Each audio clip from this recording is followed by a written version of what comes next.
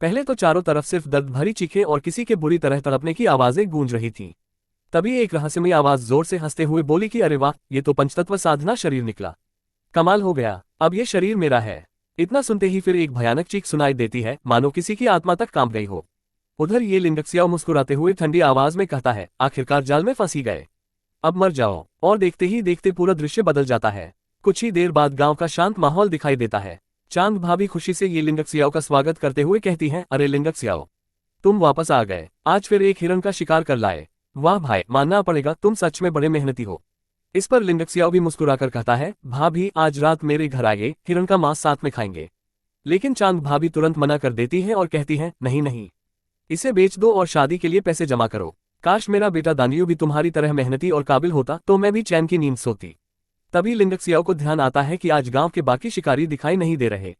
वह पूछता है, वैसे दानियो और बाकी सब कहाँ हैं? आज शिकार पर नहीं गए क्या? चांद भाभी अचानक याद करते हुए कहती है, अरे हाँ, मैं तो भूल ही गई थी, आज गांव में एक अमर आया है। बड़े बरगद के पेड़ के नीचे सब उसी के पास जमा है। जल्दी जाओ, कहीं मौका हाथ से निकल न जाए। ये सुनकर लिंगक्सियाओ हैरान रह जाता है, क्या सच में इस दुनिया में अमर भी होते हैं? इतना कहकर वह तुरंत वहां के लिए निकल पड़ता है और भाभी से कहता है कि आप अपना काम कीजिए, मैं अभी देखकर आता हूँ। बरगद के नीचे पहुंचते ही वह देखता है कि एक अमर लोगों की परीक्षा ले रहा है। वह लगातार कह रहा है, 5 तत्वों की आध्यात्मिक जड़, अगला। लेकिन हर बार किसी न किसी को निराशा ही हाथ लग रही थी। एक ग्रामीण दुखी होकर पूछता है, फिर भी आध्यात्मिक जड़ नहीं निकली। इस पर मास्टर झांग शांत स्वर में समझाते हैं कि अमर बनने का रास्ता प्रकृति के नियमों के खिलाफ है। 100 लोगों में मुश्किल से एक के पास आध्यात्मिक जड़ होती है। बाकी लोगों का खाली हाथ लौटना बिल्कुल सामान्य बात है। अब तो उम्मीद बस बचे हुए कुछ बच्चों पर टिकी है। तभी दानियो के पिता दूर से लिंगक्सियाओ को देखते हैं और आवाज लगाते हैं, अरे लिंगक्सियाओ, कहाँ गायब था? जल्दी आओ, मास्टर झांग को प्रणाम करो। लिंगक्सियाओ सम्मान से झुककर प्रणाम करता है। तभी दानियो उत्साहित होकर कहता है, अरे भाई, पहले तुम ही परीक्षा दो। सुना है जिसके पास आध्यात्मिक जड़ होती है वही अमर बन सकता है। लिंगक्सियाओ पहले मना करते हुए कहता है कि वह लाइन में इंतजार कर लेगा, लेकिन दानियो जिद पकड़ लेता है। अरे यार, आ ही गए हो तो पहले हाथ रख दो, बस एक पल की बात है। आखिरकार लिंगक्सियाओ अपना हाथ परीक्षा वाले पत्थर पर रख देता है। अचानक पत्थर तेज रोशनी से चमक उठता है। पूरे गांव में हलचल मच जाती है।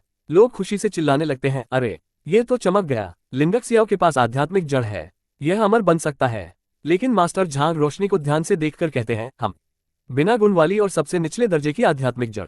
खैर कोई बात नहीं, शायद पूरे गांव में आध्यात्मिक जड़ वाला तुम अकेले ही हो। तुम्हारा नाम क्या है? लिंगक्सियाओ आदर से अपना नाम बताता है। ये सुनकर मास्टर झांग कुछ पल सोचते हैं और कहते हैं, ये लिंगक्सियाओ, इस नाम का कर्म बहुत भारी है, आज से तुम्हारा नाम ये शियू होगा। दानियो के पिता हैरानी से पूछ बैठते हैं, मास्टर, इस नाम का कोई खास मतलब है क्या? मास्टर झांग बिल्कुल सपाट चेहरे से जवाब देते हैं, कोई खास मतलब नहीं। इस महीने मिला यह मेरा 15वां आध्यात्मिक जड़ वाला शिष्य है, इसलिए इसका नाम यही रहेगा। इतनी सी बात थी, लेकिन अगले ही पल माहौल पूरी तरह बदल जाता है। जैसे ही दानियो की बारी आती है, परीक्षा का पत्थर पहले से भी ज्यादा चमकने लगता है। मास्टर झांग की आंखें खुशी से फैल जाती हैं। कमाल हो गया, बिजली तत्व की उच्च श्रेणी की आध्यात्मिक जड़, ऐसी प्रतिभा मिलना आसान नहीं होता। बच्चे, तुम्हारा नाम क्या है? क्या तुम मुझे अपना गुरु मानोगे? दानियो बिना एक पल गवाए झुक जाता है और कहता है, मेरा नाम झांग दानियो है। मास्टर झांग मुस्कुराते हुए कहते हैं, दानियो नाम तो बहुत साधारण है, अमरता के मार्ग पर चलने वाले को दमदार नाम चाहिए। आज से तुम्हारा नाम वानजुन होगा, यानी बिजली की कड़क जैसा। दानियो खुशी से झूम उठता है और गुरुदेव को धन्यवाद देता है। मास्टर झांग कहते हैं, ठीक है, अब निकलते हैं, अंधेरा होने से पहले हमें संप्रदाय पहुंचना है। पलक झपकते ही मास्टर झांग और उनके दोनों नए शिष्य सबकी आंखों के सामने गायब हो जाते हैं। दानियो हैरान होकर बोल पड़ता है, अरे ये लोग तो सच में गायब हो गए, कमाल है, क्या यही अमर विद्या है? कुछ देर बाद मास्टर झांग ने दोनों की ओर देखते हुए गंभीर आवाज में कहा, वानजुन की प्रतिभा बहुत अच्छी है, कुछ ही सालों में यह आराम से उड़ना सीख जाएगा। लेकिन शियू, तुम्हारे साथ मामला थोड़ा अलग है। ये सुनते ही लिंगक्सियाओ का दिल धक से रह गया। वह घबराकर बोला, क्या मतलब गुरुदेव, ऐसा क्यों? कृपया मुझे समझाइए। मास्टर झांग ने बिना घुमाए फिराए साफ कहा, तुम्हारी आध्यात्मिक जड़ बहुत कमजोर है। इस पूरे जीवन में तुम्हारी सबसे बड़ी उपलब्धि सिर्फ क्यूई रिफाइनिंग तक पहुंचना होगी, और उड़ने के लिए कम से कम क्यूई रिफाइनिंग के 5वें स्तर तक पहुंचना जरूरी है। ये सुनते ही लिंगक्सियाओ के सारे सपने जैसे एक पल में टूटने लगे। लेकिन उसने हार नहीं मानी और तुरंत पूछ बैठा, गुरुदेव, ये क्यूई रिफाइनिंग आखिर होती क्या है? मास्टर झांग समझाने लगे, अमरता की साधना का पहला चरण क्यूई रिफाइनिंग कहलाता है, जिसमें कुल 10 स्तर होते हैं। इसके बाद फाउंडेशन एस्टेब्लिशमेंट आता है। उस स्तर पर पहुंचने वाला इंसान पहाड़ तक काट सकता है। उसने तुरंत पूछा, तो क्या फाउंडेशन एस्टेब्लिशमेंट वाले ही असली अमर होते हैं? मास्टर झांग हल्का सा मुस्कुराए और बोले, नहीं, वे अभी भी सच्चे अमरों से बहुत दूर होते हैं। उसने झिझकते हुए पूछा, गुरुदेव, क्या किसी की प्रतिभा बढ़ाई जा सकती है? मास्टर झांग ने सिर हिलाते हुए जवाब दिया, हो सकती है, लेकिन सिर्फ बेहद दुर्लभ खजानों से। ऐसे खजाने इतने कीमती हैं कि हमारे पूरे संप्रदाय का प्रमुख भी उनका इस्तेमाल नहीं कर सकता। इसलिए ऐसे सपने मत देखो, और एक बात हमेशा याद रखना, तुम्हारी प्रतिभा को देखते हुए संप्रदाय में तुम्हें बस एक मामूली सेवक का काम मिलेगा। अमरों की दुनिया बड़ी बेरहम है, अगर सावधान नहीं रहे तो लोग तुम्हें पल भर में खत्म कर देंगे। उसने झुककर कहा, सलाह के लिए धन्यवाद गुरुदेव, मैं इसे कभी नहीं भूलूंगा। मन ही मन उसने खुद से कहा, धत्तेरे की, रास्ता इतना मुश्किल होगा ये तो सोचा भी नहीं था, लेकिन अब पीछे मुड़ने का सवाल ही नहीं उठता। कुछ समय बाद वे लोग आखिरकार संप्रदाय पहुंच गए। वहां उनका स्वागत एक प्रबंधक ने किया। उसने झुककर कहा, झांग बुजुर्ग, आप वापस आ गए। मास्टर झांग ने दानियों की ओर इशारा करते हुए कहा, ये लड़का मेरे दूसरे शिष्य का दोस्त है, इसके लिए कोई अच्छा सा काम ढूंढ देना। प्रबंधक तुरंत मुस्कुराया और बोला, प्रणाम मास्टर, नए शिष्य की बहुत बहुत बधाई। आप निश्चिंत रहिए, मैं इसके लिए अच्छा काम तय कर दूंगा। आखिरी बार देखा और बोले, यहाँ मन लगाकर साधना करना। दानियों मुस्कुराकर लिंगक्सियाओ के पास आया और बोला, ये भाई, मैं पहले सब व्यवस्थित कर लूं, फिर तुमसे मिलने जरूर आऊंगा। लिंगक्सियाओ ने भी मुस्कुराकर जवाब दिया, ठीक है, लेकिन हर कदम सोच समझ कर रखना। प्रबंधक ने मन ही मन ताना मारा, यह बाहरी संप्रदाय का बुजुर्ग इतना घमंडी क्यों बनता है? क्या सच में इसके पास कोई बड़ी ताकत है? चलते चलते वह बोला, सुनो लड़के, तुम्हारे सामने 3 काम हैं, इनमें से एक चुन लो। वैसे इतना मौका हर किसी को नहीं मिलता, ये सिर्फ झांग बुजुर्ग की सिफारिश की वजह से है। लिंगक्सियाओ ने विनम्रता से पूछा, मास्टर, पहले ये तो बताइए कि इन तीनों जगहों पर करना क्या होगा। उसने समझाना शुरू किया, पहला है स्पिरिट बीस्ट हॉल, जहां आध्यात्मिक जानवरों को खाना खिलाना पड़ता है। दूसरा है स्पिरिट माइंड, जहां दिन रात खदान खोदनी होगी, काम बहुत कठिन है और कभी भी आध्यात्मिक ऊर्जा का विस्फोट हो सकता है। तीसरा है स्पिरिट पिल हॉल, जहां दवाइयों का परीक्षण करना होगा, वहां की एक एक गोली इतनी कीमती होती है कि उसकी कीमत कई महीनों की मेहनत के बराबर है। तो बताओ, कहाँ जाना चाहते हो? लिंगक्सियाओ ऊपर से शांत खड़ा था, लेकिन उसके दिमाग में जबरदस्त उथल पुथल मची हुई थी। उसने मन ही मन सोचना शुरू किया, दवाइयों का परीक्षण, अरे यार, हमारे गांव का वो आवारा भी तो जड़ी बूटियां खाकर मर गया था। अगर कोई जहरीली गोली खा ली तो सीधा ऊपर का टिकट कट जाएगा। और स्पिरिट बीस्ट हॉल में गया तो कहीं जानवर ही मुझे अपना खाना न बना ले। लगता है सबसे सुरक्षित तो खदान ही है, कम से कम वहां दुश्मन सामने तो होगा। फिर उसने प्रबंधक की आंखों में देखते हुए मन ही मन एक और बात समझ ली, यह आदमी मुझे बार बार फंसाने की कोशिश कर रहा है। जितना अच्छा काम बता रहा है उतना ही बड़ा पंगा होगा। नहीं भाई, मैं इसकी चाल में नहीं फंसने वाला। लिंगक्सियाओ ने बिना देर किए कहा, मैं स्पिरिट माइंड चुनता हूँ। ये सुनकर प्रबंधक एक पल के लिए चौंका, फिर होंठ दबाकर बोला, बड़े चालाक निकले तुम। ठीक है, मेरे साथ आओ। उसकी आवाज सुनकर ऐसा लग रहा था जैसे उसकी पहली चाल नाकाम हो गई हो। कुछ देर बाद दोनों खदान के प्रवेश द्वार पर पहुंचे। वहां प्रबंधक ने एक आदमी को आवाज दी, झाओ प्रभारी, यह नया लड़का आपकी खदान में काम करने आया है। झाओ प्रभारी ने लिंगक्सियाओ पर एक नजर डाली और फिर प्रबंधक से शिकायत करते हुए बोला, आजकल तुम बहुत कम लोग भेज रहे हो। प्रबंधक ने भी तुरंत पलटकर जवाब दिया, तुम मुझे सिर्फ 3 स्पिरिट स्टोन देते हो, पिल हॉल वाले तो 5 स्पिरिट स्टोन देते हैं। झाओ प्रभारी हल्का सा हंस पड़ा और बोला, वैसे इस बेचारे ने तुम्हारा क्या बिगाड़ा था जो इसे यहाँ भेज दिया? प्रबंधक ने बात टालते हुए कहा, फालतू बातें मत करो, मैं बस अपना काम कर रहा हूँ। अरे कोई है, इसे नीचे ले जाओ। तभी एक वरिष्ठ शिष्य आगे आया। जी वरिष्ठ भाई। फिर उसने लिंगक्सियाओ की तरफ देखकर कहा, चलो लड़के, मेरे साथ आओ। रास्ते में उसने बिना किसी भाव के नियम समझाने शुरू किए, सुनो, नए लोगों को पहले 10 दिन की तैयारी मिलती है, उसके बाद असली काम शुरू होगा।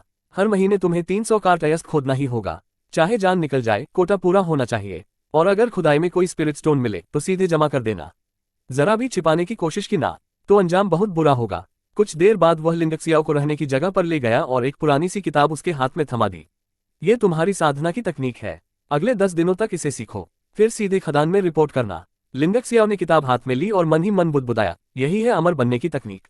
बाप रे, ये तो मेरी समझ से भी ज्यादा उलझी हुई है। दिन बीतने लगे। लिंगक्सियाओ दिन रात उसी तकनीक का अभ्यास करता रहा। 10 दिन बाद उसने हिसाब लगाया और उसका चेहरा उतर गया। धत्तेरे की, पूरे 10 दिन में मैं सिर्फ 20 छोटे चक्र ही पूरे कर पाया। एक बड़ा चक्र 49 छोटे चक्रों के बराबर है, और पहले स्तर तक पहुंचने के लिए पूरे 1000 बड़े चक्र चाहिए। इस हिसाब से तो मुझे 50-60 साल लग जाएंगे। अब समझ आया कि मास्टर झांग ने क्यों कहा था कि मैं कभी उड़ नहीं पाऊंगा। लेकिन अगले ही पल उसने खुद को संभाल लिया। रुको, हर बड़ा चक्र मेरी ताकत 1 किलो बढ़ा देता है, मतलब अगर अमर न भी बन पाया तो कुछ सालों में एक जबरदस्त योद्धा तो बन ही जाऊंगा। चलो अब खदान भी देख लेते हैं। तभी वही वरिष्ठ शिष्य दहू ऊंची आवाज में बोला, सुनो सब, हर दिन खोदा हुआ अयस्क ही जमा करना है, और हाँ, जिसके पास जो भी सामान है अभी मेरे हवाले कर दो, मैं संभाल कर रखूंगा। उसकी बात सुनते ही एक नया मजदूर डरते डरते बोला, वरिष्ठ भाई, मेरे पास तो कुछ भी नहीं है। दहू ने तुरंत उसकी तलाशी ली और उसकी जेब से एक पुरानी सी चीज निकाल ली। फिर गुर्राकर बोला, झूठ बोलता है।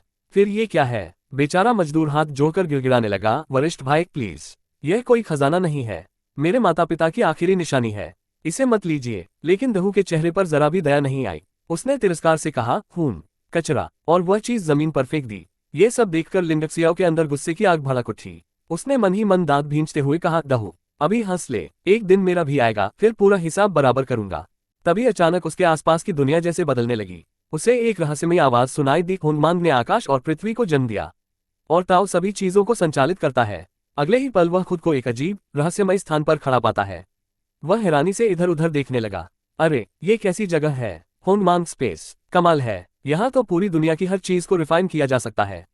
क्या ये कोई अमर खजाना है? उसकी सांसें तेज हो गईं। अगर यह सच है तो मैं इससे शुद्ध आध्यात्मिक ऊर्जा भी बना सकता हूँ। इसका मतलब मेरा उड़ने का सपना अभी खत्म नहीं हुआ, अब तो खेल पलट सकता है। लेकिन अगले ही पल उसे एक और चिंता सताने लगी। रुको, यहाँ से बाहर कैसे निकलूं? कुछ देर कोशिश करने के बाद वह वापस वास्तविक दुनिया में लौट आया। उसने गहरी सांस ली और खुद से बोला, जो भी हो, पहले खदान का काम निपटाते हैं, बाकी एक्सपेरिमेंट बाद में करेंगे। अगले दिन वह खुदाई शुरू करने पहुंचा, लेकिन पहली ही चोट में उसके हाथ सुन्न हो गए। अरे बाप रे, ये मिट्टी इतनी सख्त क्यों है? इस रफ्तार से तो एक दिन में एक कार भी नहीं भर पाएंगे। इतने में पास खड़ा एक बूढ़ा मजदूर मुस्कुराते हुए उसके पास आया और बोला, नहीं हो ना।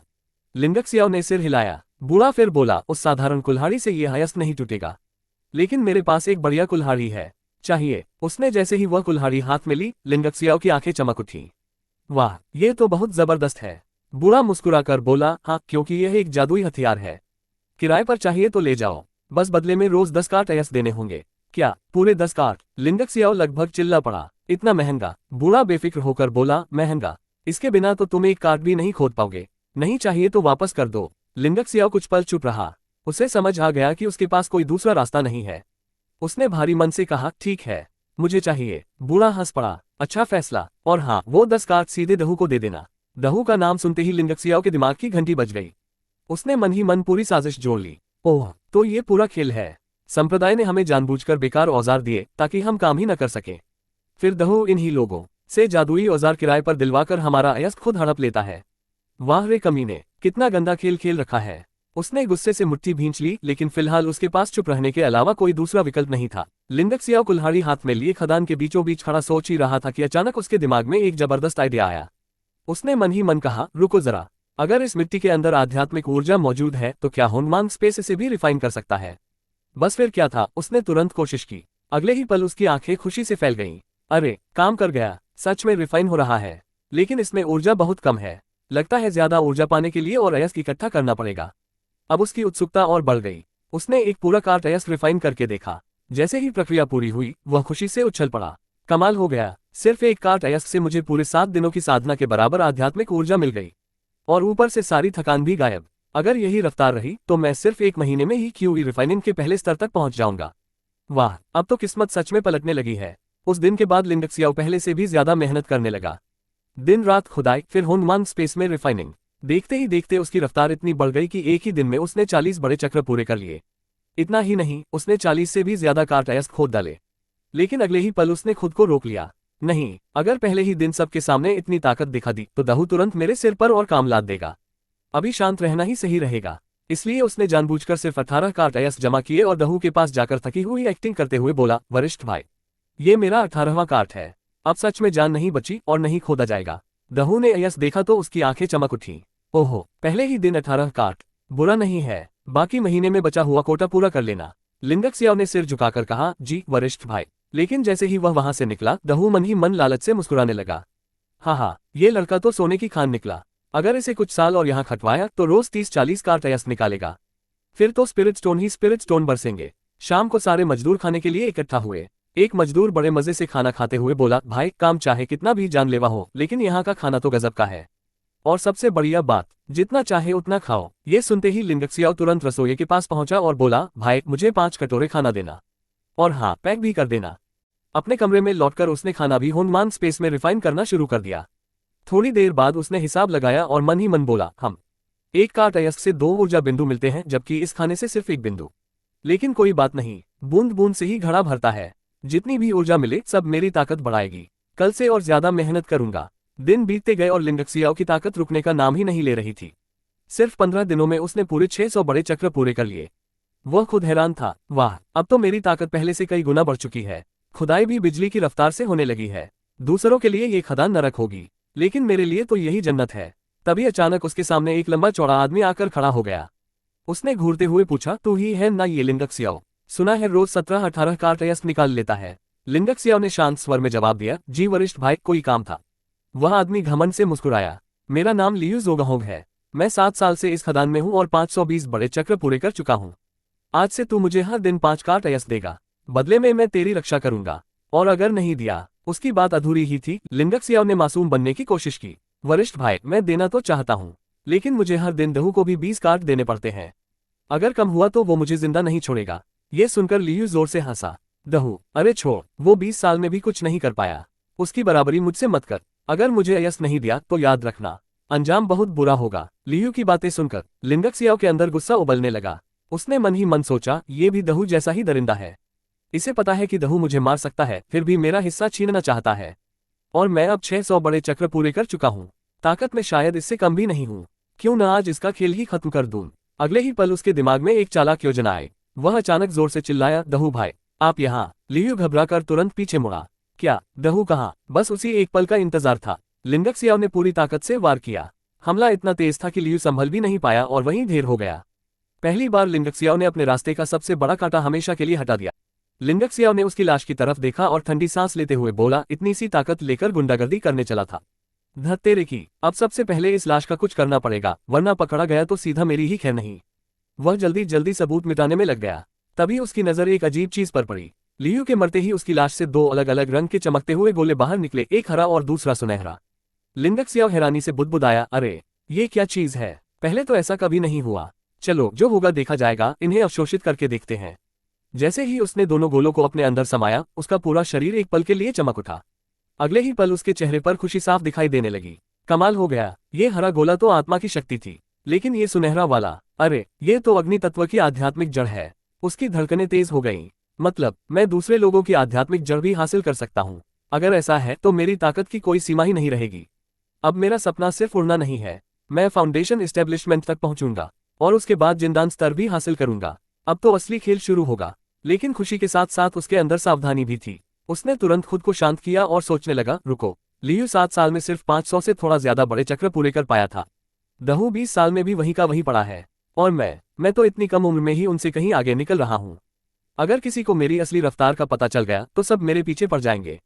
नहीं, अभी लो प्रोफाइल रहना ही सही रहेगा। अगले दिन वह फिर से खदान में खुदाई करने लगा। अचानक उसकी कुल्हाड़ी किसी सख्त चीज से टकराए। उसने मिट्टी हटाई तो उसकी आंखें चमक उठी। अरे वाह, ये तो स्पिरिट स्टोन है। आखिरकार 15 दिन की मेहनत के बाद पहला स्पिरिट स्टोन मिल ही गया। उसने तुरंत उसे हुनमांग स्पेस में रिफाइन करके देखा। थोड़ी देर बाद उसने हिसाब लगाया और खुद से बोला, हम लियू की लाश से तो सिर्फ 10 ऊर्जा बिंदु मिले थे, लेकिन एक स्पिरिट स्टोन से पूरे 7 ऊर्जा बिंदु मिल गए। यानी एक छोटा सा स्पिरिट स्टोन भी कई कार्ट अयस्क के बराबर है। गजब, अब तो असली कमाई यहीं से होगी। इतना सोचते ही उसके दिमाग में फिर एक आइडिया आया। उसने आसपास की मिट्टी को ध्यान से महसूस करना शुरू किया। कुछ जगहों पर आध्यात्मिक ऊर्जा बाकी जगहों से कहीं ज्यादा महसूस हो रही थी। वह मुस्कुराया और बोला, ओह, समझ गया, जहां मिट्टी में ऊर्जा ज्यादा होगी वहीं स्पिरिट स्टोन छिपा होगा। और मेरे पास तो हुनमान स्पेस है, जिससे मैं आसानी से ऊर्जा का पता लगा सकता हूँ। हाँ, अब तो स्पिरिट स्टोन ढूंढना बच्चों का खेल हो जाएगा। उसने उसी दिशा में खुदाई शुरू की जहां ऊर्जा सबसे अधिक महसूस हो रही थी। कुछ ही देर बाद उसकी कुल्हाड़ी फिर किसी कठोर चीज से टकराए। मिट्टी हटाते ही एक और चमकता हुआ स्पिरिट स्टोन बाहर निकल आया। लिंगक सियाओ खुशी से हंस पड़ा। मिल गया। लोग महीनों मेहनत करके एक स्पिरिट स्टोन ढूंढते हैं, और मैं एक ही दिन में कई निकाल सकता हूँ। अब तो किस्मत सच में मेरे साथ है। दिन रात साधना और हुनमांग स्पेस की मदद से उसकी ताकत रॉकेट की तरह बढ़ने लगी। आखिरकार वह पल भी आ गया जिसका उसे इंतजार था। उसने गहरी सांस ली और मुस्कुराते हुए कहा, हो गया। आखिरकार सिर्फ 1 महीने में मैं क्यूई रिफाइनिंग के पहले स्तर पर पहुंच गया। अगर यह खबर बाहर फैल गई तो पूरा संप्रदाय दंग रह जाएगा। लेकिन उसी दिन महीने का हिसाब देने का समय भी आ गया। लिंगक सियाओ ने अपने अयस्क गिने और माथा पकड़ लिया। ओह, मेरे अभी भी 80 कार्ट कम है। लगता है इस बार स्पिरिट स्टोन देकर ही हिसाब बराबर करना पड़ेगा। वैसे भी एक स्पिरिट स्टोन की कीमत 1000 कार्ट अयस्क जितनी मानी जाती है, जबकि उसके अंदर की ऊर्जा सिर्फ 50 कार्ट के बराबर होती है। उधर दहू हमेशा की तरह अपने रॉब में बैठा था। उसने एक मजदूर पर गुस्से से चिल्लाते हुए कहा, 7 साल हो गए और 600 कार्ट भी पूरे नहीं कर पाए। इसे 40 कोड़े लगाओ। बेचारा मजदूर हाथ जोड़कर रोने लगा, मालिक दया कीजिए, इस बार माफ कर दीजिए। लेकिन दहू का दिल पत्थर से भी सख्त था। फिर उसकी नजर लिंगक सियाओ पर पड़ी। ओए लड़के, तुम्हारे 80 कार्ट कम हैं। क्या तुम भी सजा खाने के लिए तैयार हो? लिंडक सियाओ बिना घबराए आगे बढ़ा और चुपचाप अपनी मुट्ठी खोली। उसके हाथ में चमकता हुआ स्पिरिट स्टोन था। दहू की आंखें लालच से फैल गईं। अरे स्पिरिट स्टोन, लगता है आज किस्मत तुम्हारे साथ है। ठीक है, इससे तुम्हारा इस महीने का पूरा हिसाब बराबर हो गया। अब दफा हो जाओ। लिंडक सियाओ ने सिर झुकाकर कहा, धन्यवाद वरिष्ठ भाई। लेकिन जैसे ही वह वहां से मुड़ा, उसके चेहरे पर हल्की सी मुस्कान आ गई। लिंडक सियाओ अपने कमरे में लौटते ही गहरी सोच में डूब गया। उसने अपने पास जमा किए हुए स्पिरिट स्टोन्स निकाले और एक एक करके गिनने लगा। फिर मन ही मन बोला, इस महीने मैंने पूरे 25 स्पिरिट स्टोन्स बचा लिए हैं। लेकिन एक दिक्कत है, ये बुनियादी साधना तकनीक बहुत ही घटिया है। इसकी वजह से मेरी प्रगति धीमी पड़ रही है। अगर सच में ताकतवर बनना है तो अब बाजार जाकर कोई बेहतर तकनीक खरीदनी ही पड़ेगी। अगले ही पल उसके चेहरे पर गुस्सा झलकने लगा। और वो दहू, उसने मुझसे 100 कार्ट अयस्क हड़प लिए। अभी तो चुप हूं, लेकिन जिस दिन मेरी ताकत उसके बराबर पहुंची, उस दिन उसका हिसाब भी पूरा कर दूंगा। कुछ देर बाद लिंडक सियाओ पहली बार खदान से बाहर निकलकर पूरे संप्रदाय के मुख्य इलाके में पहुंचा। सामने का नजारा देखकर उसकी आंखें खुली की खुली रह गईं।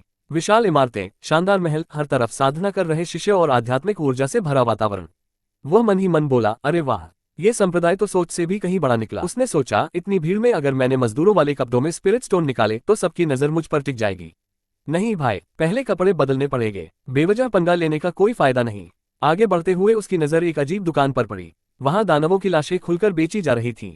दुकानदार जोर जोर से आवाज लगा रहा था, दानवों की लाशें, सस्ते दामों में, संप्रदाय के अंत कमाने का शानदार मौका। ये देखकर पास खड़ी एक महिला शिष्या हैरानी से अपने साथी से पूछ बैठी, भाई ये लाशें क्यों बेची जा रही हैं? वरिष्ठ शिष्य ने समझाया, ये साधारण लाशें नहीं हैं, बल्कि दानव राक्षसों की हैं। इन्हें जमा करने पर संप्रदाय के अंक मिलते हैं। उन्हीं अंकों से फाउंडेशन पिल खरीदी जाती है। महिला शिष्या की आंखें फैल गईं। फाउंडेशन पिल, वही जो साधना में मदद करती है। उसकी कीमत कितनी है? वरिष्ठ शिष्य बोला, बहुत महंगी। पूरे 1000 संप्रदाय अंक या फिर 2000 स्पिरिट स्टोन्स देने पड़ते हैं।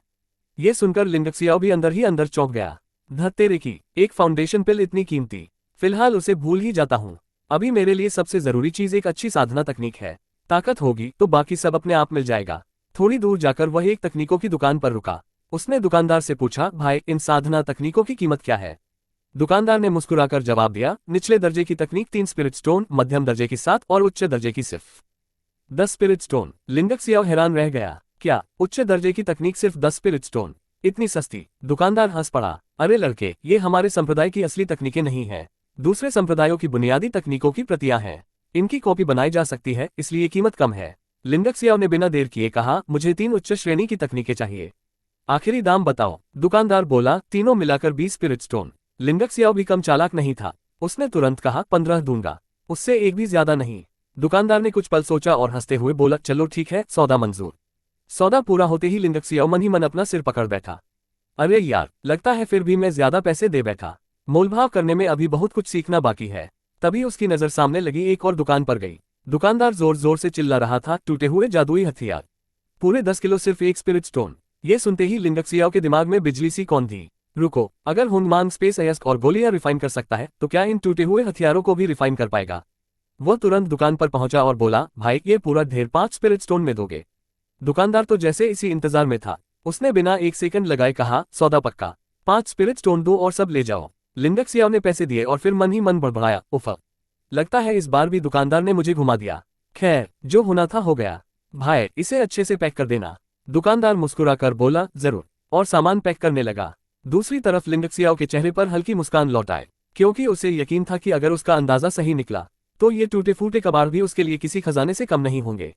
लिंडक सियाओ बाजार से निकलकर एक सुनसान जगह पर पहुंचा। उसने चारों तरफ अच्छी तरह नजर दौड़ाए और मन ही मन बोला, हाँ, यही जगह ठीक है। यहाँ कोई मुझे पहचान नहीं पाएगा।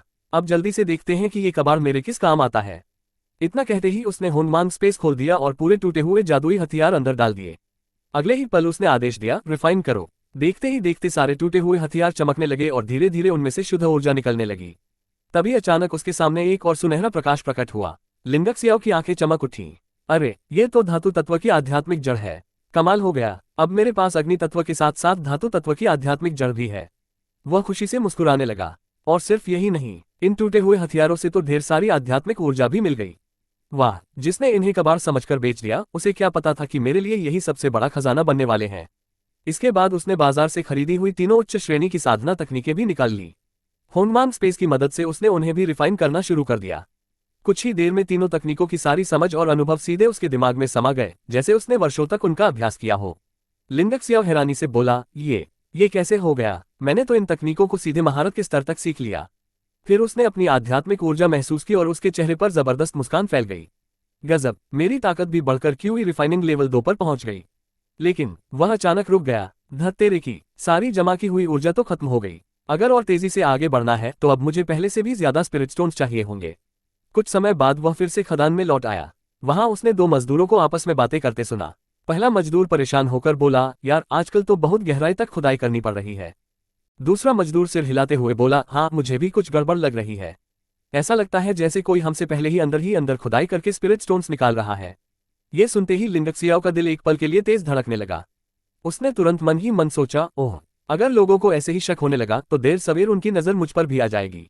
नहीं, अब से और ज्यादा सावधानी रखनी होगी। लालच में आकर कोई बेवकूफी नहीं कर सकता। वह अभी यही सोच रहा था कि अचानक पीछे से एक जानी पहचानी आवाज आए, अरे ये भाई, तुम यहीं हो। ये दहू था। दहू को अचानक अपने सामने देखकर लिंडक सियाओ के दिमाग में खतरे की घंटी बज गई।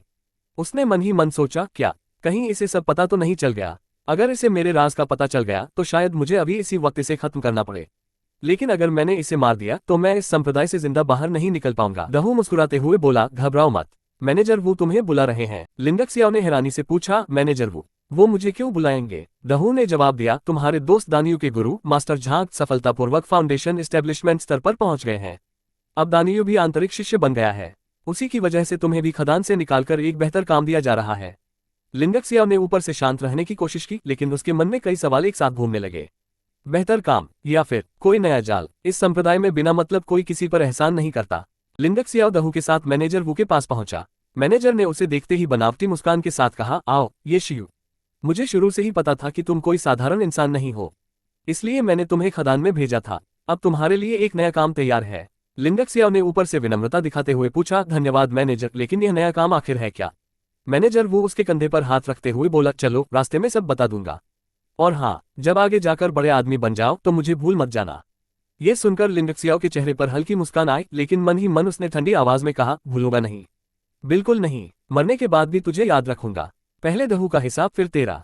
चलते चलते मैनेजर वू ने असली बात बताई। पिल हॉल के मास्टर लियू को एक नए सहायक की जरूरत है। मैंने तुम्हारा नाम सुझा दिया है, समझ रहे हो ना? ये बहुत बड़ा सम्मान है, हर किसी को ऐसा मौका नहीं मिलता। लिंडक सियाओ ने सिर हिलाकर बस इतना कहा, समझ गया। कुछ देर बाद दोनों पिल हॉल पहुंच गए। मैनेजर वू ने आदर से झुककर कहा, आपके लिए नया सहायक लेकर आया हूं। उन्होंने गुस्से में कहा, ये कौन सा घटिया सेवक उठा लाए हो? क्या मजाक चल रहा है? मैनेजर वू तुरंत हाथ जोड़कर बोला, मास्टर ये बहुत मेहनती लड़का है, आपका हर काम ईमानदारी से करेगा। लेकिन मास्टर लियू का गुस्सा और बढ़ गया। बकवास, क्या सेवक विभाग वालों को मैं सबसे कमजोर दिखाई देता हूँ? सिर्फ इसलिए कि मैं क्यूई रिफाइनिंग लेवल 5 पर हूँ तुम कोई भी निकम्मा मेरे सिर पर डाल दोगे?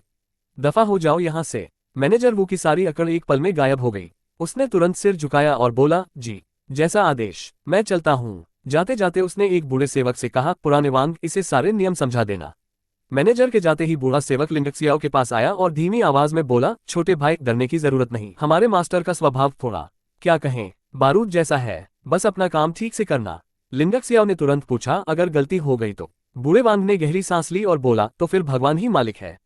पिछला सहायक एक छोटी सी गलती कर बैठा था और मास्टर ने उसी के हाथों उसकी जान ले ली। ये सुनते ही लिंडक सियाओ के रोंगटे खड़े हो गए। वो ने फिर मुझे मौत के मुंह में धकेल दिया, इसे एहसान कह रहा था, और यहाँ तो जान हर पल हथेली पर रखनी पड़ेगी। थोड़ी देर बाद पुराने वांग ने उसे काम समझाना शुरू किया। उसने कुछ गोलियां दिखाते हुए कहा, ये मास्टर लियू की खराब हो चुकी गोलियां हैं, इनमें से लगभग 60% अभी भी बेची जा सकती हैं। हर गोली की कीमत 3 स्पिरिट स्टोन है। लिंडक सियाओ ने हैरानी से पूछा, क्या खराब गोलियां? अगर कोई इन्हें खा ले तो मर नहीं जाएगा? पुराने वांग ने सिर हिलाकर कहा, नहीं, ये सिर्फ कमजोर साधकों के लिए नुकसानदेह हैं। जिनकी साधना ऊंचे स्तर पर है उन पर इनका असर नहीं होता। रात को अपने कमरे में बैठा लिंडक सियाओ गहरी सोच में डूब गया। उसने मन ही मन हिसाब लगाया, पुराना वांग तो यहाँ से बाहर भी नहीं जा सकता। अगर बाहर निकला तो शायद जान से हाथ धो बैठेगा, लेकिन मेरे पास तो अलग कमरा भी है और बाहर आने जाने की आज़ादी भी। तभी उसके दिमाग में एक नया आइडिया कौंधा, रुको, अगर मैं होंगमान स्पेस की मदद से इन खराब गोलियों का जहर निकाल दूं तो क्या ये बिल्कुल शुद्ध गोलियां बन जाएंगी? उसने बिना देर किए एक गोली होंगमान स्पेस में रखी और रिफाइन करना शुरू किया। कुछ ही पल बाद जो नतीजा सामने आया उसे देखकर उसकी आंखें फटी की फटी रह गईं। अरे, इसमें तो जहर का नामो निशान ही नहीं बचा, ये तो परफेक्ट क्वालिटी पिल बन गई। उसके चेहरे पर जबरदस्त मुस्कान फैल गई। अगर मैं ऐसी गोलियां बाजार में बेचूं तो ढेर सारे स्पिरिट स्टोन्स मिलेंगे। अब तो खदान में पसीना बहाने की भी जरूरत नहीं पड़ेगी। लेकिन अगले ही पल उसने खुद को शांत किया। नहीं, ज्यादा लालच नहीं। अगर एक साथ बहुत सारी परफेक्ट गोलियां बेच दी तो लोग तुरंत शक करने लगेंगे। समझदारी इसी में है कि थोड़ा थोड़ा बेचूं और चुपचाप अपनी ताकत बढ़ाता रहूं। नॉलिंग हॉल पहुंचकर ये शियाओ ने सोचा कि बूढ़े वान के बताए अनुसार यहीं उसकी बनाई हुई दान दवाइयां सबसे अच्छी कीमत पर बिकेंगी। दुकानदार ने जब उसकी दवाइयों की गुणवत्ता देखी तो वह भी हैरान रह गया। उसने बताया कि ये उच्च श्रेणी की दान दवाइयां हैं और इनकी कीमत 30 निम्न स्तरीय स्पिरिट स्टोन्स प्रति दवा होगी। उसने महसूस किया कि जिन बेकार दवाइयों को बनाने में केवल 3 स्पिरिट स्टोन्स की लागत आती है, वही बाजार में 10 गुना अधिक कीमत पर बिक रही है। उसके लिए ये सौदा किसी खजाने से कम नहीं था। कुछ देर सोचने के बाद उसने अपने पास मौजूद सभी दान दवाइयों के बदले केवल बेकार गोलियां लेने का फैसला किया। दुकानदार इस अजीब मांग पर चौंक गया और कई बार पुष्टि करने लगा, लेकिन ये शियाओ अपने निर्णय पर अडिग रहा। तभी उसे पता चला कि उच्च श्रेणी की बेकार गोलियों की कीमत भी 3 स्पिरिट स्टोन्स प्रति गोली है। ये सुनते ही उसके चेहरे का रंग बदल गया, क्योंकि लियूची ने उसे इन्हीं गोलियों को 3 स्पिरिट स्टोन्स में खरीदने का आदेश दिया था। इसका मतलब ये था कि अगर कहीं भी कीमत में थोड़ा भी अंतर आया तो उसे अपनी जेब से नुकसान भरना पड़ेगा। वह मन ही मन लियूची को कोसने लगा। पहले बिना वेतन के उससे काम करवाया गया और अब ऊपर से अपने पैसे भी लगाने पड़ रहे थे। उसे समझ आने लगा कि वुयोंग ने उसे स्पिरिट माइन में भेजकर वास्तव में उसके लिए मौत का जाल बिछाया था, ताकि एक दिन वह चुपचाप वहीं खत्म हो जाए और किसी को उसकी सच्चाई का पता भी न चले। दुकानदार ने उससे पूछा कि उसे किस प्रकार की बेकार गोलियां चाहिए। उसे केवल ऐसी गोलियां चाहिए जो साधना बढ़ाने में काम आए, उनका प्रकार मायने नहीं रखता। सौदा पूरा होने के बाद वह वहां से निकल पड़ा। रास्ते भर वह सोचता रहा कि अपनी असली कमाई और होनमांग स्पेस का रहस्य किसी भी कीमत पर छिपाकर रखना होगा। सौभाग्य से उसने एक स्टोरेज बैग भी खरीद लिया था, जिससे अब उसे अपनी सारी चीजें खुलेआम हाथों में लेकर नहीं घूमना पड़ेगा। उसने राहत की सांस ली कि एक साधारण काम करने वाले शिष्य के रूप में एक साथ 30 दान दवाइयां बेचने पर भी किसी को उस पर शक नहीं हुआ। हालांकि स्टोरेज बैग की जगह बहुत छोटी थी और उसकी कीमत पूरे 300 स्पिरिट स्टोन्स थी, फिर भी इस बार की कमाई इतनी अच्छी रही कि उसे 900 स्पिरिट स्टोन्स मिल चुके थे। इसी दौरान सड़क किनारे एक व्यापारी टूटी फूटी आध्यात्मिक जड़ी बूटियां बेहद सस्ती कीमत पर बेचता दिखाई दिया। ये शियाओ के मन में तुरंत एक नया विचार आया। अगर साधारण दान दवाइयों में आध्यात्मिक ऊर्जा होती है तो इन जड़ी बूटियों में उससे भी अधिक ऊर्जा अवश्य होगी। उसने बिना देर किए व्यापारी के पास मौजूद सारी जड़ी बूटियां खरीद ली। पूरे सौदे में लगभग 300 स्पिरिट स्टोन्स खर्च हुए, लेकिन उसे विश्वास था कि होनमांग स्पेस में इन्हें रिफाइन करने के बाद मिलने वाली आध्यात्मिक ऊर्जा इसकी कीमत से कहीं अधिक होगी। उसके लिए ये खर्च नहीं बल्कि भविष्य की ताकत में किया गया निवेश था। उधर लियूची अपने शिष्यों से बेकार गोलियों की बिक्री का हिसाब ले रहा था। जब उसने अच्छी कमाई देखी तो वह बहुत खुश हुआ और ये शियाओ की तारीफ करने लगा। उसे लगा कि भले ही ये लड़का बहुत शक्तिशाली न हो, लेकिन व्यापार करने में इसकी समझ गजब की है। उसने ये भी जाना कि ये शियाओ के परिचितों का संबंध इन गेट के एक एल्डर से है, जिससे उसका भरोसा और बढ़ गया। लालच में आकर उसने अपनी बची हुई 10 बेकार गोलियां भी ये शियाओ को बेचने के लिए दे दी। ये शियाओ बाहर से शांत दिखाई दे रहा था, लेकिन भीतर ही भीतर समझ चुका था कि लियूची उसे पूरी तरह निचोड़ने की तैयारी कर चुका है। फिर भी उसने आज्ञाकारी शिष्य की तरह सिर झुकाया और वहां से निकल गया। अपने सुरक्षित ठिकाने पर पहुंचते ही उसने होनमांग स्पेस को सक्रिय किया और खरीदी हुई सभी आध्यात्मिक जड़ी बूटियों को एक साथ रिफाइन करना शुरू कर दिया। देखते ही देखते उनमें छिपी अपार आध्यात्मिक ऊर्जा उसके शरीर में समाने लगी। इसी प्रक्रिया के दौरान उसके भीतर एक नया परिवर्तन हुआ। उसकी 5 तत्वों वाली आध्यात्मिक जड़ पहली बार प्रकट हुई और निम्न स्तर से सीधे उच्च स्तर तक पहुंच गई। साथ ही उसकी साधना भी तेजी से बढ़कर की रिफाइनिंग की तीसरी परत तक पहुंच गई। इस जबरदस्त प्रगति को देखकर उसके मन में एक नया विश्वास जन्मा। उसे यकीन हो गया कि अगर इसी तरह पर्याप्त आध्यात्मिक ऊर्जा मिलती रही तो 1 साल पूरा होने से पहले ही वह की रिफाइनिंग की सर्वोच्च सीमा तक पहुंच जाएगा। अगले दिन जब ये शियाओ दोबारा लियूची के पास पहुंचा तो उसे फिर से जड़ी बूटियां खरीदने का काम सौंपा गया। इस बार उसे स्पिरिट स्टोन्स के साथ एक स्टोरेज बैग भी दिया गया, जिसके अंदर पहले काम करने वाले शिष्य की डायरी रखी हुई थी। उत्सुकतावश जैसे ही उसने वह डायरी पढ़नी शुरू की, उसका चेहरा गंभीर हो गया। उसमें किसी महान अवसर का नहीं, बल्कि एक ऐसे कुली की दर्द भरी कहानी लिखी थी जिसे हर बार अपने पैसे लगाकर मालिक का नुकसान पूरा करना पड़ता था। खदान में दिन रात मेहनत करने के बाद भी वह घर से कभी बाहर नहीं निकल पाया था। ये शियाओ तुरंत समझ गया कि बूढ़े वांग उसे यह डायरी यूं ही नहीं दे रहा था। यह एक तरह की चेतावनी थी कि अगर उसने कोई दूसरा रास्ता नहीं खोजा तो उसका भी वही हश्र होगा। कुछ समय बाद वह अपनी नई योजना के साथ ज़ेनबाओ बिल्डिंग पहुंचा। वहां उसने 10 उच्च श्रेणी की दान दवाइयां बेच दी, जिनके बदले उसे 150 स्पिरिट स्टोन्स मिले। इसके बाद उसने अपने पास मौजूद 300 स्पिरिट स्टोन्स जोड़कर सभी के बदले उच्च और मध्यम श्रेणी की बेकार गोलियां खरीद ली। उसके लिए इन गोलियों की बाहरी कीमत नहीं, बल्कि उनके भीतर छिपी आध्यात्मिक ऊर्जा सबसे अधिक मूल्यवान थी। इसके बाद उसने अपनी असली योजना पर काम शुरू किया। वह एक ही दुकान पर बार बार जाने के बजाय अलग अलग दुकानों में थोड़ी थोड़ी दान दवाइयां बेचता रहा, ताकि किसी को उस पर शक न हो। यह तरीका थोड़ा मेहनत वाला था, लेकिन बेहद सुरक्षित था। कुछ ही दिनों में उसने 200 से अधिक दान दवाइयां बेच डाली और लगभग 4000 स्पिरिट स्टोन्स कमा लिए। एक तकनीक की दुकान पर पहुंचते ही दुकानदार ने उसे पहचान लिया। उसने मुस्कुराते हुए बताया कि ये शियाओ ने अभी तक अपनी आभा छिपाने की कला नहीं सीखी है और वह स्वयं ऑरा देखने की तकनीक जानता है, इसलिए उसे पहचान गया। ये सुनकर ये शियाओ को एहसास हुआ कि अगर उसने जल्द ही अपनी असली शक्ति छिपाने का उपाय नहीं किया तो भविष्य में बड़ी मुसीबत खड़ी हो सकती है। उसने पहले फाउंडेशन बिल्डिंग स्तर की तकनीकें खरीदने की इच्छा जताई, लेकिन दुकानदार हंस पड़ा। उसने समझाया कि ऐसी तकनीकों का अभ्यास केवल वही साधक कर सकते हैं जो कि रिफाइनिंग की सर्वोच्च सीमा तक पहुंच चुके हों। फिलहाल बाहरी और भीतरी द्वार के शिष्यों के लिए केवल की रिफाइनिंग सुप्रीम स्तर की तकनीकें ही उपलब्ध थीं। ये सुनकर ये शियाओ ने बिना समय गंवाए पांचों तत्वों की सुप्रीम साधना तकनीकें, एक शक्तिशाली तलवार कला और अपनी आभा छिपाने वाली विशेष तकनीक खरीदने का फैसला कर लिया। जब दुकानदार ने सुना कि वह पांचों तत्वों की साधना एक साथ करना चाहता है तो वह हैरान रह गया। उसने चेतावनी दी कि ऐसा करने वाले साधकों को सामान्य लोगों की तुलना में कई गुना अधिक आध्यात्मिक ऊर्जा की आवश्यकता पड़ती है और इसी कारण अधिकांश लोग 5 तत्वों की जड़ होने के बावजूद केवल एक ही तत्व की साधना करते हैं। लेकिन ये शियाओ ने मुस्कुराते हुए बात टाल दी और कहा कि वह इन्हें केवल अध्ययन और संदर्भ के लिए खरीद रहा है। दुकानदार उसकी बात मान गया और सारी तकनीकें उसे सौंप दी। नई तकनीकें हासिल करने के बाद ये शियाओ की अगली मंजिल दानव जानवरों का कसाईखाना था। वहां पहुंचकर उसने बिना झिझक 3000 स्पिरिट स्टोन्स के दानव जानवरों के शव खरीद लिए। फिर उसने अतिरिक्त 1000 स्पिरिट स्टोन्स देकर एक और स्टोरेज बैग भी खरीद लिया और सारा सामान उसी में भरवा लिया। जब उसने उन असंख्य दानव जानवरों के शवों को देखा तो उसके मन में हल्की सी कसक उठी। अगर उसके पास और अधिक स्पिरिट स्टोन्स होते तो वह पूरा भंडार खरीद लेता। उसे पूरा विश्वास था कि हुनमान स्पेस में इन्हें रिफाइन करने के बाद मिलने वाली ऊर्जा उसकी ताकत को फाउंडेशन बिल्डिंग स्तर के करीब पहुंचा सकती थी। सारा सामान लेकर वह अपने गुप्त ठिकाने पर लौट आया। अब उसके पास आध्यात्मिक जड़ी बूटियां थीं, बेकार गोलियों का बड़ा भंडार था, नई साधना तकनीकें थीं और दानव जानवरों के शव भी। उसकी तैयारी लगभग पूरी हो चुकी थी। अब केवल एक ही काम बाकी था, हुनमान स्पेस की शक्ति का पूरा उपयोग करके अपनी साधना को ऐसी ऊंचाई तक पहुंचना जहां से कोई भी उसका मुकाबला न कर सके। अपने गुप्त ठिकाने पर लौटते ही ये शियाओ ने हुनमान स्पेस को सक्रिय किया और खरीदी हुई सभी आध्यात्मिक जड़ी बूटियों के साथ दानव जानवरों के शवों को भी एक एक करके रिफाइन करना शुरू कर दिया। जैसे जैसे शुद्ध आध्यात्मिक ऊर्जा उसके शरीर में समाती गई, उसकी 5 तत्वों वाली आध्यात्मिक जड़ें तेजी से विकसित होने लगीं। कुछ ही समय में उसकी 5 तत्वों की जड़ निम्न स्तर से बढ़कर मध्यम स्तर तक पहुंच गई। उसी क्षण उसके पूरे शरीर में एक अद्भुत परिवर्तन महसूस हुआ। 5 तत्वों की शक्तियां पहली बार पूरी तरह एक दूसरे के साथ सामंजस्य में आ गईं और उसके शरीर से निकलने वाली ऊर्जा पहले की तुलना में कई गुना अधिक शक्तिशाली हो गई। अपनी नई ताकत का अंदाजा लगाने के लिए उसने हाल ही में खरीदी हुई तलवार तकनीक का अभ्यास किया। जैसे ही उसने पहली बार वार किया, तलवार से निकली ऊर्जा ने दूर खड़ी चट्टानों को पल भर में चीर दिया। ये देखकर वह स्वयं भी हैरान रह गया। अब उसे पूरा विश्वास हो गया था कि 5 तत्वों की संयुक्त शक्ति साधारण साधकों की कल्पना से भी कहीं अधिक भयानक थी।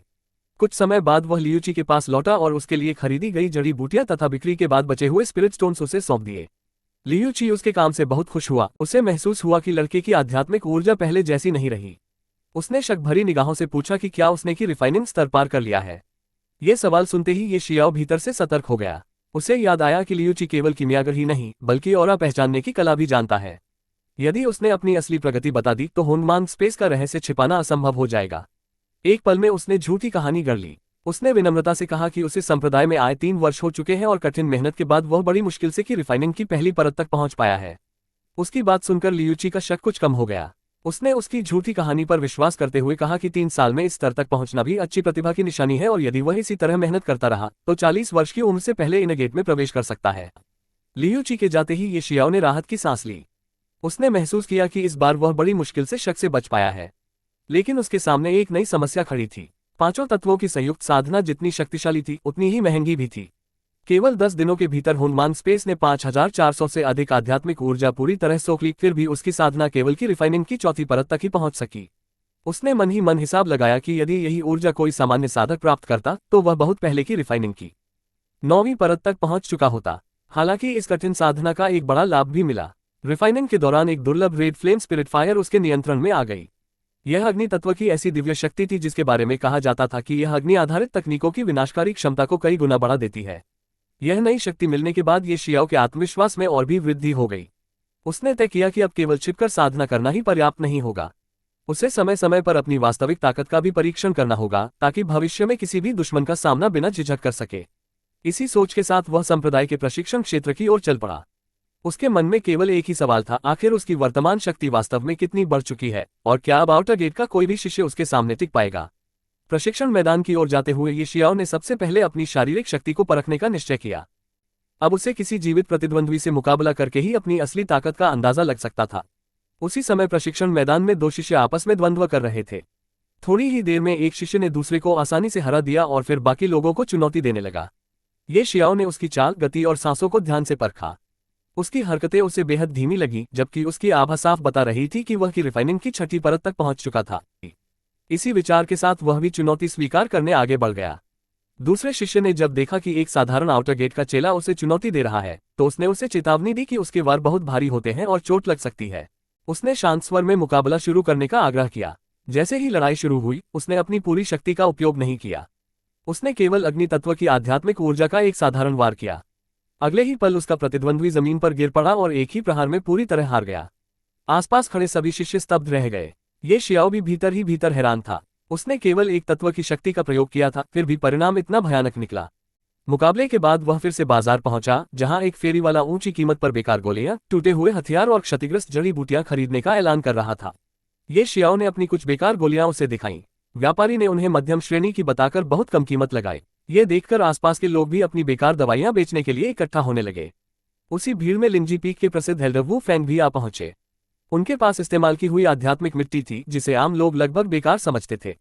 ये शियाओ ने मिट्टी को ध्यान से परखा और तुरंत समझ गया कि उसकी बाहरी ऊर्जा भले ही खत्म हो चुकी हो, लेकिन उसके भीतर मिट्टी तत्व की शुद्ध आध्यात्मिक शक्ति अभी भी लगभग पूरी तरह सुरक्षित थी। उसने बिना हिचकिचाए उस मिट्टी की अच्छी कीमत लगा दी। ये सुनकर वहां मौजूद सभी लोग दंग रह गए। किसी ने कभी सोचा भी नहीं था कि इस्तेमाल की हुई आध्यात्मिक मिट्टी भी इतने स्पिरिट स्टोन्स में बिक सकती है। वो फैन को जब अपनी मिट्टी की इतनी अच्छी कीमत मिली तो वह बेहद खुश हो गया। उसने बताया कि उसकी लिंजी पीक पर ऐसी और भी बहुत सी मिट्टी पड़ी हुई है और वह तुरंत जाकर सब ले आएगा। कुछ समय बाद वो फैन सचमुच एक और बड़ा भंडार लेकर लौट आया। इस बार उसके पास ब्लैक गोल्ड और सॉइल जैसी फाउंडेशन बिल्डिंग स्तर की दुर्लभ मिट्टी थी। ये शियाओ ने उसकी गुणवत्ता देखते ही उसकी ऊंची कीमत लगा दी और स्टोरेज बैग सहित पूरा सौदा 2000 स्पिरिट स्टोन्स में तय हो गया। उसने बिना किसी मोलभाव के तुरंत भुगतान कर दिया। वो फैंग उसकी ईमानदारी और उदारता से बेहद प्रभावित हुआ और अगली मुलाकात का समय पूछने लगा। ये शियाओ ने उसे 15 दिन बाद इसी स्थान पर आने को कहा। इतना ही नहीं, उसने ये भी बता दिया कि अगली बार यदि किसी के पास भट्टी फटने के बाद बचा हुआ कचरा या बेकार अवशेष भी हो तो वह उन्हें भी खरीदेगा। उसकी यह बात सुनकर पूरा बाजार हैरानी में पड़ गया। लोगों को समझ ही नहीं आया कि कोई इंसान ऐसे बेकार सामान पर अपना धन क्यों खर्च करेगा। कुछ लोगों को लगा कि शायद ये कोई बड़ा धोखा है, जबकि कुछ ने सोचा कि कहीं एल्डर वू फैन भी उसके साथ मिलकर कोई चाल तो नहीं चल रहे। दूसरी ओर वू फैन के मन में भी लालच जाग चुका था। उसने महसूस किया कि इतना धन खर्च करने वाला ये रहस्यमय युवक साधारण व्यक्ति नहीं हो सकता। उसे यकीन हो गया कि इसके पास अवश्य कोई बड़ा रहस्य या छिपा हुआ खजाना है।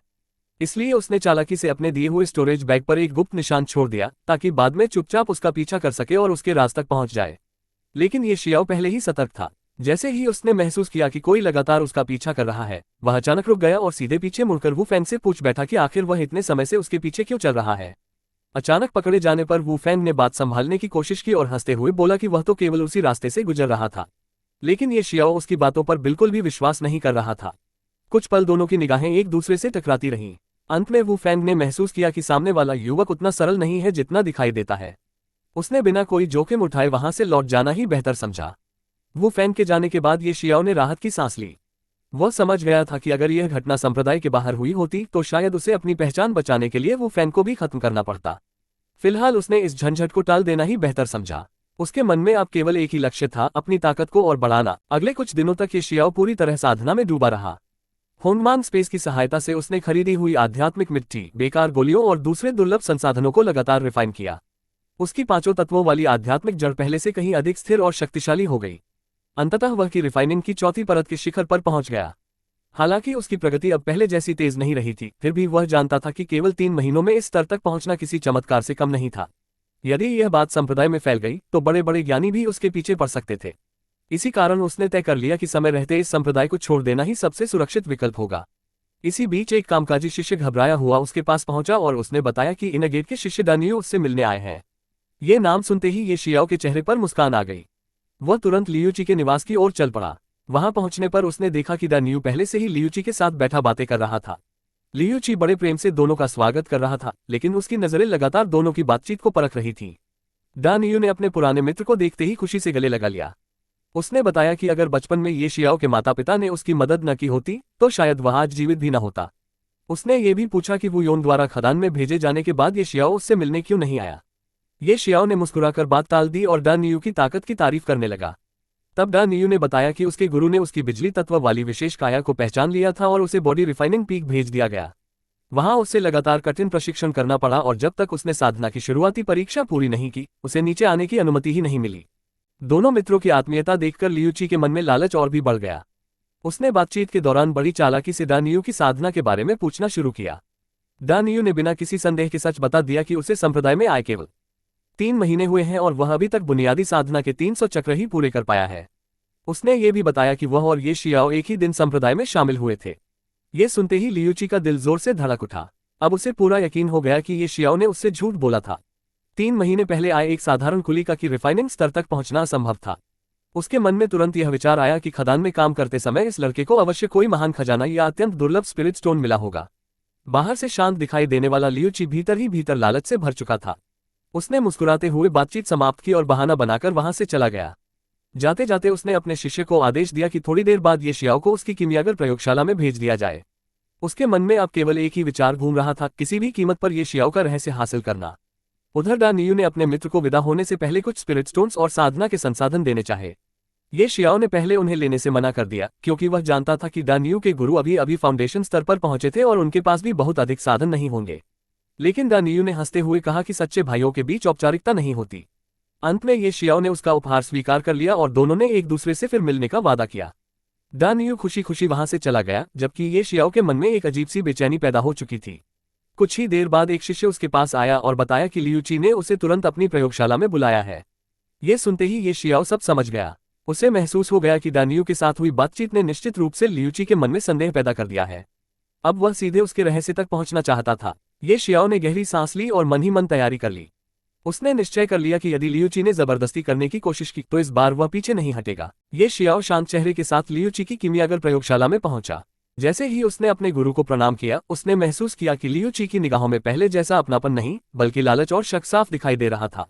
बिना किसी भूमिका के लियूची ने उससे पूछना शुरू कर दिया कि उसकी साधना इतनी तेजी से कैसे बढ़ी। पहले तो ये शियाओ ने अनजान बनने की कोशिश की। लियूची ने डानियू के साथ हुई बातचीत का जिक्र करते हुए बताया कि अब उसे सच्चाई पता चल चुकी है। दोनों एक ही दिन संप्रदाय में आए थे, फिर भी डानियू अभी तक साधना की शुरुआती अवस्था में था, जबकि ये शियाओ पहले ही की रिफाइनिंग तक पहुंच चुका था। उसके अनुसार ऐसा तभी संभव था जब खदान में काम करते समय ये शियाओ को कोई दुर्लभ खजाना या अत्यंत उच्च श्रेणी का स्पिरिट स्टोन मिला हो। उसने केवल इतना कहा कि अगर लियूची को सच्चाई का अंदाजा हो ही गया है, तो अब वह आगे क्या करना चाहता है। उसने कहा कि अगर ये शियाओ वह दुर्लभ स्पिरिट स्टोन उसे सौंप दे तो बदले में वह उसे इनगेट का शिष्य बनवा देगा और उसका भविष्य सुरक्षित कर देगा। लेकिन ये शियाओ अच्छी तरह जानता था कि यह केवल एक धोखा है। जिसने अपने ही शिष्यों का शोषण किया हो, वह किसी का भला कभी नहीं कर सकता। जब ये शियाओ ने साफ शब्दों में मना कर दिया तो लियूची का धैर्य पूरी तरह टूट गया। उसका असली चेहरा सामने आ गया। उसने धमकी दी कि अगर उसने अपनी मर्जी से रहस्य नहीं बताया तो वह उसकी आत्मा को निचोड़कर सच्चाई उगलवा लेगा। उसने शांत स्वर में कहा कि वह अब तक केवल इसलिए चुप था क्योंकि वह अपने गुरु की जान नहीं लेना चाहता था, लेकिन अब लियूची ने उसे कोई दूसरा रास्ता नहीं छोड़ा। अगले ही पल लियूची ने अपनी पूरी शक्ति के साथ हमला कर दिया। वह की रिफाइनिंग की 5वीं परत का साधक था और उसे पूरा विश्वास था कि एक ही वार में वह अपने शिष्य को खत्म कर देगा। लेकिन जैसे ही उसका हमला ये शियाओ तक पहुंचा, 5 तत्वों की संयुक्त शक्ति एक साथ फूट पड़ी। लियूची की आंखों में पहली बार डर दिखाई दिया। उसे विश्वास ही नहीं हुआ कि सामने खड़ा लड़का केवल की रिफाइनिंग की 4वीं परत पर होते हुए भी उससे कहीं अधिक शक्तिशाली हो सकता है। 5 तत्वों की साधना को वह असंभव मानता था, लेकिन आज वही असंभव शक्ति उसके सामने खड़ी थी। आखिरकार ये शियाओ के एक निर्णायक वार ने उसे बुरी तरह घायल कर दिया। मौत को सामने देखकर लियूची डर गया और गिड़गिड़ाने लगा। उसने अनुशासन हॉल का नाम लेकर धमकी दी कि अगर उसे मार दिया गया तो पूरा संप्रदाय उसके पीछे पड़ जाएगा। लेकिन अब ये शियाओ के मन में उसके लिए जरा भी दया नहीं बची थी। उसने उसे याद दिलाया कि एक कीमियागर होकर भी उसने हमेशा अपने शिष्यों का शोषण किया, उनके छोटे छोटे स्पिरिट स्टोन्स तक छीन लिए और लालच में इंसानियत तक खो दी। ऐसे व्यक्ति का अंत होना ही न्याय था। कुछ ही क्षण बाद लियूची की सांसें हमेशा के लिए थम गईं। उसके मरते ही ये शियाओ ने उसका स्टोरेज बैग अपने कब्जे में ले लिया। बैग के अंदर मौजूद धन और दुर्लभ वस्तुओं को देखकर वह भी हैरान रह गया। केवल उसी स्टोरेज बैग की कीमत लगभग 1000 स्पिरिट स्टोन्स के बराबर थी। उसने उसे होनमांग स्पेस में रिफाइन किया, जिससे होनमांग स्पेस पहले से भी बड़ा और अधिक शक्तिशाली हो गया। वहां की आध्यात्मिक ऊर्जा अब और भी अधिक शुद्ध हो चुकी थी। इसी दौरान उसे ये भी एहसास हुआ कि उसकी वर्तमान शक्ति अब उड़ने वाली तलवार को नियंत्रित करने के लिए पर्याप्त हो चुकी है। उसने पहली बार उड़ान की कला का अभ्यास किया और सफलतापूर्वक उसे नियंत्रित भी कर लिया। हालांकि इस जीत के साथ एक नई समस्या भी सामने आ गई। लियूची की मृत्यु अधिक समय तक छिपी नहीं रह सकती थी। जैसे ही लोग उसके गायब होने पर शक करते, जांच शुरू हो जाती और सबसे पहले शक उसी पर आता। इसलिए ये शियाओ ने तुरंत एक नई योजना बनाई। उसने तय किया कि वह जितना संभव हो उतने स्पिरिट स्टोन्स और संसाधन इकट्ठे करेगा, फिर संप्रदाय छोड़ देगा। कुछ ही समय बाद एक इनगेट का शिष्य लियू यूनदान दवाइयां लेने वहां पहुंचा। उसके साथ एक महिला शिष्या भी थी। ये शियाओ ने विनम्रता से उन्हें बताया कि लियू ची इस समय गहरी साधना में है और उन्होंने 3 दिन बाद आने के लिए कहा है। वह एक साधारण आउटर गेट के शिष्य की बात सुनने को तैयार नहीं था। उसने गुस्से में ये शियाओ पर हमला करने की कोशिश की और उसे जान से मारने तक की धमकी दे डाली। अगर उसके साथ आए महिला शिष्या बीच में न आती तो शायद उसी समय लड़ाई शुरू हो जाती। उसने लियू यून को समझाया कि एक मामूली शिष्य को मारने के कारण अनुशासन हॉल की जांच शुरू हो जाएगी और उनका किंगयुन टाउन जाने का मिशन भी अधूरा रह जाएगा। मजबूरी में लियू यून पीछे हट गया, लेकिन जाते जाते उसने साफ चेतावनी दी कि अगर 3 दिन बाद उसे उसकी दान दवाइयां नहीं मिली तो वह ये शियाओ को जिंदा नहीं छोड़ेगा। महिला शिष्या के जाने के बाद ये शियाओ देर तक सोचता रहा। उसे अच्छी तरह समझ आ गया था कि चाहे वह दवाइयां लेकर जाए या खाली हाथ, लियू यून किसी न किसी बहाने उसे मारने की कोशिश जरूर करेगा। उसे याद था कि दोनों लोग संप्रदाय से बाहर किंगयुन टाउन जाने वाले हैं, इसलिए उसने निश्चय किया कि संप्रदाय के बाहर ही इस समस्या का हमेशा के लिए अंत कर देगा। वहां किसी को उस पर शक भी नहीं होगा। दूसरे दिन वह चुपचाप किंगयुन टाउन की ओर निकल पड़ा। रास्ते में उसे कुछ गांव वाले मिले जिनसे उसने उस स्थान का रास्ता पूछा। गांव वालों ने पूरे सम्मान के साथ दिशा बताई और उसे एक अमर साधक समझकर प्रणाम किया। ये शियाओ ने भी उन्हें कुछ इनाम देकर विदा किया और तेजी से आगे बढ़ गया। उड़ने वाली तलवार की सहायता से वह लियू यून और उसकी साथी से बहुत पहले किंगयुन टाउन पहुंच गया। अब वह दूर छिपकर उनके आने का इंतजार करने लगा। कुछ देर बाद दोनों शिष्य गांव पहुंचे। गांव के मुखिया ने रोते हुए उन्हें बताया कि एक भयानक दुष्ट आत्मा पूरे गांव में आतंक मचा रही है। अधिकांश पुरुष मारे जा चुके थे और अब केवल महिलाएं और बच्चे ही बचे थे। लियू यून ने अपनी ताकत का घमंड दिखाते हुए घोषणा की कि वह अकेले ही उस दुष्ट आत्मा का अंत कर देगा। लेकिन उसके साथ आए महिला शिष्या ने उसे सावधान रहने की सलाह दी, क्योंकि उसे महसूस हो रहा था कि उस आत्मा की शक्ति बिल्कुल साधारण नहीं है। जैसे ही लियू यून ने दुष्ट आत्मा को बाहर आने की चुनौती दी, काली ऊर्जा का एक विशाल गुबार प्रकट हुआ। अगले ही पल वह दुष्ट आत्मा सामने आ गई। उसकी शक्ति देखकर महिला शिष्या का चेहरा पीला पड़ गया।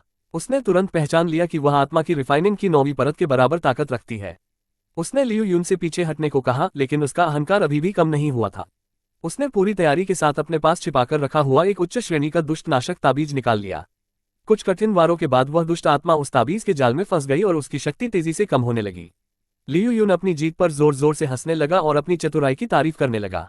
उसी समय अंधेरे में छिपा ये शियाओ सामने आ गया।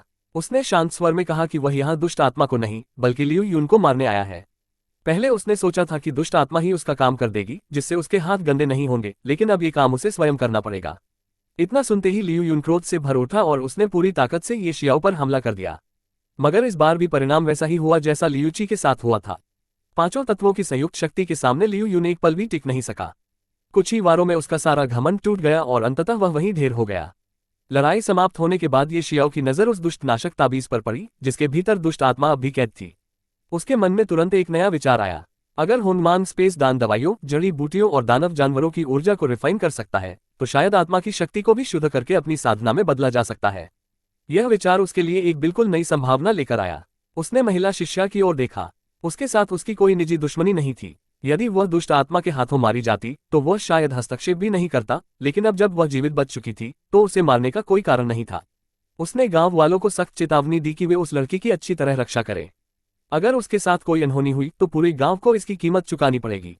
गांव वालों ने डर और सम्मान के साथ उसकी बात मान ली। वहां से लौटते समय ये शियाओ के मन में एक नई चिंता पैदा हो गई।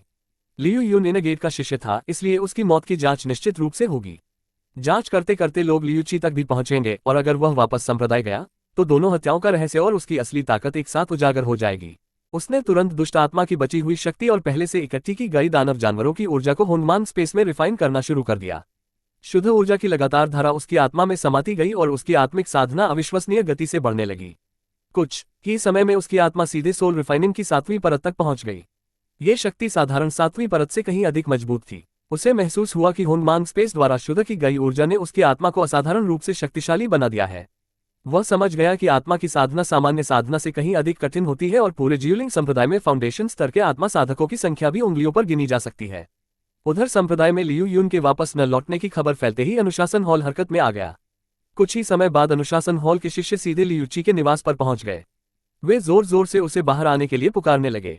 उनके अनुसार लियू यून की हत्या हो चुकी थी और उसका सबसे बड़ा संदिग्ध उसका अपना बड़ा भाई लियू ची था। अगर वह बाहर नहीं आया तो उसे अपराधी मान लिया जाएगा। वह शांत भाव से बाहर आया और आदरपूर्वक अनुशासन हॉल के शिष्यों का अभिवादन किया। उसने बताया कि उसका गुरु इस समय अत्यंत महत्वपूर्ण साधना में लीन है और उसे बीच में बाधित नहीं किया जा सकता। लेकिन अनुशासन हॉल के शिष्य उसकी बात सुनने के लिए तैयार नहीं थे। उन्होंने सख्त आवाज में कहा कि लियू यून की मौत हो चुकी है और ऐसी स्थिति में लियू ची का छिपे रहना ही उसके अपराध का सबसे बड़ा प्रमाण है। ये शियाओ ने जानबूझकर घबराने का अभिनय किया और तुरंत अंदर भाग गया। कुछ ही क्षण बाद प्रयोगशाला के भीतर से उसकी भयभीत चीख सुनाई दी। वह जोर जोर से चिल्लाता हुआ बाहर निकला और कांपती आवाज में बोला कि उसके गुरु के साथ कुछ भयानक हो गया है। अनुशासन हॉल के शिष्यों ने आपस में चर्चा की कि लियू यून की मौत और लियू ची की रहस्यमयी मृत्यु का आपस में कोई संबंध हो सकता है। लियू ची पर उसके ही संप्रदाय के शिष्यों ने लियू यून की हत्या का आरोप लगाकर उसका पीछा करना शुरू कर दिया। उनके लिए वह केवल प्रैक्टिसिंग ची के 5वें स्तर का एक साधारण कीमियागर था, इसलिए उन्हें पूरा विश्वास था कि वह अधिक देर तक उनसे बच नहीं पाएगा। लेकिन भागते समय लियू ची की रफ्तार देखकर पीछा करने वाले भी हैरान रह गए। उन्हें संदेह हुआ कि उसने अपनी गति बढ़ाने के लिए एक्सप्लोसिव ची पिल का इस्तेमाल किया है। इसी वजह से उनका शक और भी गहरा हो गया कि लियू यून की हत्या वास्तव में उसी ने की है। उनमें से एक शिष्य संप्रदाय को खबर देने वापस लौट गया, जबकि दूसरा लियू ची का पीछा करता रहा ताकि वह किसी भी हाल में उसकी नजरों से ओझल न हो सके। लियू ची ने महसूस किया कि उसका पीछा केवल एक ही व्यक्ति कर रहा है। यह उसके लिए एक सुनहरा अवसर था। उसने तुरंत अपनी असली शक्ति दिखाए और पंचतत्वों की आध्यात्मिक ऊर्जा का उपयोग करते हुए पल भर में अपने दुश्मन को परास्त कर दिया। प्रैक्टिसिंग ची के 9वें स्तर का साधक भी उसके सामने टिक नहीं पाया। दुश्मन के मरते ही उसे एहसास हुआ कि अब लियू यून की हत्या का पूरा दोष हमेशा के लिए लियू ची के नाम पर ही रहेगा, क्योंकि संप्रदाय में पहले से ही सभी जानते थे कि दोनों भाइयों के बीच संबंध अच्छे नहीं थे। इससे उसे बिना किसी शक के जियूलिंग संप्रदाय छोड़कर बाहर निकलने का रास्ता मिल सकता था। लेकिन तभी उसे अपनी आत्मा पर एक अजीब सी शक्ति का एहसास हुआ। उसकी उन्नत आत्मिक शक्ति ने तुरंत पहचान लिया कि उस पर स्पिरिट चेसिंग सील लगा दी गई है। यह ऐसी विशेष मोहर थी जो केवल संप्रदाय के मुख्य शिष्यों के पास होती थी और हत्यारे की स्थिति का पता लगाने के लिए इस्तेमाल की जाती थी। अगर उसकी आत्मा पहले से अधिक शक्तिशाली न होती तो उसे इस सील का पता भी नहीं चलता। हालांकि यह सील केवल 10 ली की दूरी तक ही काम करती थी, फिर भी यह उसके लिए बड़ी मुसीबत बन चुकी थी। कुछ देर सोचने के बाद उसने तय किया कि किसी शहर में छिपना सही नहीं होगा, क्योंकि अगर जियूलिंग संप्रदाय गुस्से में पूरे शहर की तलाशी लेता या उसे नष्ट कर देता तो अनगिनत निर्दोष लोग उसकी वजह से मारे जाते। इसलिए उसने एक और योजना बनाई। उसने फैसला किया कि वह वापस उसी जियूलिंग संप्रदाय के भीतरी बाजार में छिपेगा जहां सभी साधक अपनी असली पहचान छिपाकर रहते थे। वहां इतने अधिक लोग थे कि किसी एक व्यक्ति को ढूंढना लगभग असंभव था। उधर जियानफेक के पीक मास्टर को जब ये खबर मिली कि उनके शिष्य के हत्यारे का पता लगने के बावजूद उसे भागने दिया गया तो वे क्रोध से भर उठे। लॉ प्रवर्तन हॉल के बुजुर्ग ने अपने शिष्य की लापरवाही स्वीकार करते हुए दोष अपने ऊपर लिया और वादा किया कि हत्यारे को जल्द से जल्द पकड़ लिया जाएगा। पीक मास्टर ने भी घोषणा कर दी कि उनके शिष्य द्वारा लगाई गई स्पिरिट चेसिंग सील अभी भी सक्रिय है। जब तक वह सील मौजूद रहेगी वे स्वयं हत्यारे का पीछा करके उसे पकड़ लाएंगे। इसी बीच उन्हें पता चला कि स्पिरिट चेसिंग सील का संकेत अभी भी जियूलिंग संप्रदाय के भीतर ही मौजूद है। ये सुनकर सभी हैरान रह गए, क्योंकि किसी ने कल्पना भी नहीं की थी कि हत्यारा भागने के बजाय दोबारा उसी संप्रदाय में लौट आएगा। हालांकि सील की सीमा बहुत छोटी थी और पूरे संप्रदाय की तलाशी लेना लगभग असंभव था, इसलिए लॉ प्रवर्तन हॉल ने जल्द से जल्द कोई दूसरा तरीका खोजने का आश्वासन दिया। दूसरी ओर लियू ची अपनी पहचान छिपाने की कला का इस्तेमाल करते हुए आसानी से पहरेदारों की निगाहों से बच गया। उसे पूरा भरोसा था कि साधारण बाहरी शिष्य उसकी असली पहचान कभी नहीं जान पाएंगे। संप्रदाय के भीतर प्रवेश करते ही उसने सबसे पहले पुराने हिसाब बराबर करने का फैसला किया। उसके कदम सीधे खदानों की ओर बढ़े, जहां दाहू नाम का वही व्यक्ति मौजूद था जिसने कभी उसके साथ विश्वासघात किया था। लियू ची ने पहले दोस्ती का दिखावा करते हुए उसे शराब पीने और एक बड़े सौदे की बात कहकर अपने साथ सुनसान जगह पर बुलाया। दाहू लालच में बिना कुछ सोचे उसके साथ चल पड़ा, लेकिन वहां पहुंचते ही लियू ची ने अपनी असली मंशा जाहिर कर दी। उसने साफ शब्दों में कहा कि आज का सबसे बड़ा सौदा उसकी जान खरीदने का है। दाहू डर के मारे कांप उठा और अपनी जान की भीख मांगने लगा, लेकिन लियू ची के मन में उसके लिए कोई दया नहीं बची थी। उसने याद दिलाया कि अगर उसे जीवन में वह बड़ा अवसर न मिला होता तो बहुत पहले दाहू ही उसे मौत के घाट उतार चुका होता। ये कहते हुए उसने दाहू का अंत कर दिया और मन ही मन ठान लिया कि यह बदला यहीं खत्म नहीं होगा, क्योंकि अभी ऐसे कई लोग बाकी थे जिन्होंने उसके साथ विश्वासघात किया था। दाहू से बदला लेने के बाद लियू ची सीधे उस प्रबंधक के पास पहुंचा जिसने लालच और स्वार्थ के लिए उसे कई बार मौत के मुंह में धकेला था। प्रबंधक उसे जिंदा देखकर घबरा गया और अपनी जान बचाने के लिए बार बार सफाई देने लगा। उसने दावा किया कि उसने जो कुछ भी किया वह केवल संप्रदाय के नियमों के कारण किया था और उसने हमेशा लियू ची को अच्छे काम ही दिए थे। लेकिन लियू ची उसकी एक भी बात पर विश्वास करने को तैयार नहीं था। उसके लिए ऐसा कोई भी काम अच्छा नहीं हो सकता था जिसमें हर पल जान जाने का खतरा हो। हालांकि प्रबंधक की कुछ बातें सच भी थीं। जियूलिंग संप्रदाय में साधारण शिष्यों को केवल इस्तेमाल होने वाली वस्तु समझा जाता था। उनकी जान की कोई कीमत नहीं थी। इसी सच्चाई ने लियू ची को यह एहसास कराया कि अमरता की दुनिया दया या न्याय से नहीं बल्कि शक्ति और निर्दयता से चलती है। पुराने हिसाब बराबर करने के बाद वह पहली बार जियूलिंग संप्रदाय के भीतरी बाजार में पहुंचा। वहां का दृश्य देखकर वह हैरान रह गया। बाहरी बाजार की तुलना में ये जगह कहीं अधिक समृद्ध और व्यवस्थित थी। यहाँ सड़क किनारे कोई छोटा व्यापारी दिखाई नहीं देता था। हर तरफ केवल बड़ी बड़ी दुकानें थीं। उसे समझ आ गया कि इस बाजार में व्यापार करने के लिए या तो दुकान किराए पर लेनी होगी या फिर अपनी खुद की दुकान खोलनी पड़ेगी। इसी तलाश में उसकी नजर दीची मंडप पर पड़ी, जहां खाली दुकानों को किराए पर दिया जाता था। बिना समय गंवाए वह अंदर गया और सबसे बड़ी खाली दुकान किराए पर लेने का फैसला कर लिया। उसका मासिक किराया 500 स्पिरिट स्टोन्स था, लेकिन लियूची ने तुरंत 3 महीने का किराया एक साथ चुका दिया। दुकान का मालिक भी उसकी उदारता देखकर खुश हो गया और उसे दुकान का नाम अपनी इच्छा से बदलने की अनुमति दे दी। दुकान मिल जाने के बाद उसने पूरे बाजार के बारे में जानकारी जुटाई। उसे पता चला कि यहाँ बड़ी संख्या में बाहरी स्वतंत्र साधक भी अपनी पहचान छिपाकर रहते हैं। यही कारण था कि उसकी असली पहचान उजागर होने का खतरा बहुत कम था। उसने तुरंत तय किया कि यही जगह उसके भविष्य की योजना का आधार बनेगी। उसने अपनी नई दुकान का नाम जाहुआ मंडप रखा और सोचा कि अकेले इतना बड़ा व्यापार संभालना संभव नहीं होगा, इसलिए उसे योग्य कर्मचारियों और एक अनुभवी मुख्य प्रबंधक की आवश्यकता थी। कुछ ही समय बाद उसकी भर्ती की घोषणा पूरे भीतरी बाजार में फैल गई। सबसे अधिक आकर्षण था मुख्य मूल्यांकक और प्रबंधक के लिए रखी गई ऊंची तनख्वाह का। इस खबर ने अनुभवी व्यापारी ची युआन का ध्यान खींच लिया, जिसे पहले उसके पुराने मालिक ने न्यायपूर्वक नौकरी से निकाल दिया था। नई नौकरी की उम्मीद में वह जाहुआ मंडप पहुंचा। लियू ची ने उसकी परीक्षा लेने के लिए उसे एक उच्च गुणवत्ता वाली अग्नि स्पिरिट पिल दिखाई। उस गोली की गुणवत्ता देखकर ची युआन दंग रह गया। उसके अनुभव के अनुसार ऐसी एक गोली की कीमत कम से कम 1200 स्पिरिट स्टोन्स थी। तब लियू ची ने उससे पूछा कि यदि ऐसी गोलियों की असीमित आपूर्ति हो और वे बाजार मूल्य से केवल 70% कीमत पर बेची जाएं, तो वह एक महीने में कितना व्यापार कर सकता है। अनुभवी व्यापारी ने बिना देर किए उत्तर दिया कि इतनी कम कीमत पर एक महीने में कम से कम 50,000 स्पिरिट स्टोन्स की गोलियां आसानी से बिक सकती हैं। ची युआन का जवाब सुनकर लियू ची संतुष्ट हो गया। उसने उसी क्षण उसे जाहुआ मंडप का मुख्य प्रबंधक नियुक्त कर दिया। उसने स्पष्ट शब्दों में कहा कि उसे व्यापार चलाने के तरीके से कोई मतलब नहीं है। उसका केवल एक नियम है, जितनी अधिक गोलियां बिकेंगी उतना अच्छा, लेकिन हिसाब किताब पूरी तरह साफ होना चाहिए। ची युआन ने भी पूरी निष्ठा के साथ काम करने का वचन दिया और नए मालिक का विश्वास जीतने का संकल्प लिया। जाहुआ मंडप के उद्घाटन के दिन पूरे भीतरी बाजार में हलचल मच गई। घोषणा की गई कि पहले 3 दिनों तक सभी औषधियां बाजार मूल्य से 30% कम कीमत पर मिलेंगी। शुरू में लोगों को विश्वास नहीं हुआ, लेकिन जैसे ही उन्होंने अंदर जाकर गोलियों की गुणवत्ता देखी, भीड़ उमड़ पड़ी। उच्च गुणवत्ता वाली गोलियां इतनी कम कीमत पर मिलना किसी चमत्कार से कम नहीं था। देखते ही देखते दुकान ग्राहकों से भर गई। हर कोई सस्ती और बेहतरीन औषधियां खरीदने के लिए टूट पड़ा। कुछ ही समय में जाहुआ मंडप पूरे भीतरी बाजार की सबसे चर्चित दुकान बन गया। 10 दिन बीतते ही व्यापार ने सभी उम्मीदों को पीछे छोड़ दिया। केवल 10 दिनों में 1200 से अधिक गोलियां बिक चुकी थीं और कुल बिक्री 35,000 से भी अधिक स्पिरिट स्टोन्स तक पहुंच गई थी। ची युआन ने पूरा हिसाब लियू ची के सामने रखा। उसकी ईमानदारी और व्यवस्थित लेखा देखकर लियू ची बहुत प्रसन्न हुआ। उसने इनाम का वादा करते हुए नया आदेश दिया कि अगर महीने के अंत तक बिक्री 1 लाख स्पिरिट स्टोन्स से ऊपर पहुंच गई तो उसे अतिरिक्त 1000 स्पिरिट स्टोन्स पुरस्कार के रूप में मिलेंगे। साथ ही उसने पूरे बाजार में ये खबर फैलाने को कहा कि जाहुआ मंडप बड़ी मात्रा में बेकार गोलियां खरीदेगा और उनके लिए बाजार मूल्य से भी 20% अधिक कीमत देगा करना था।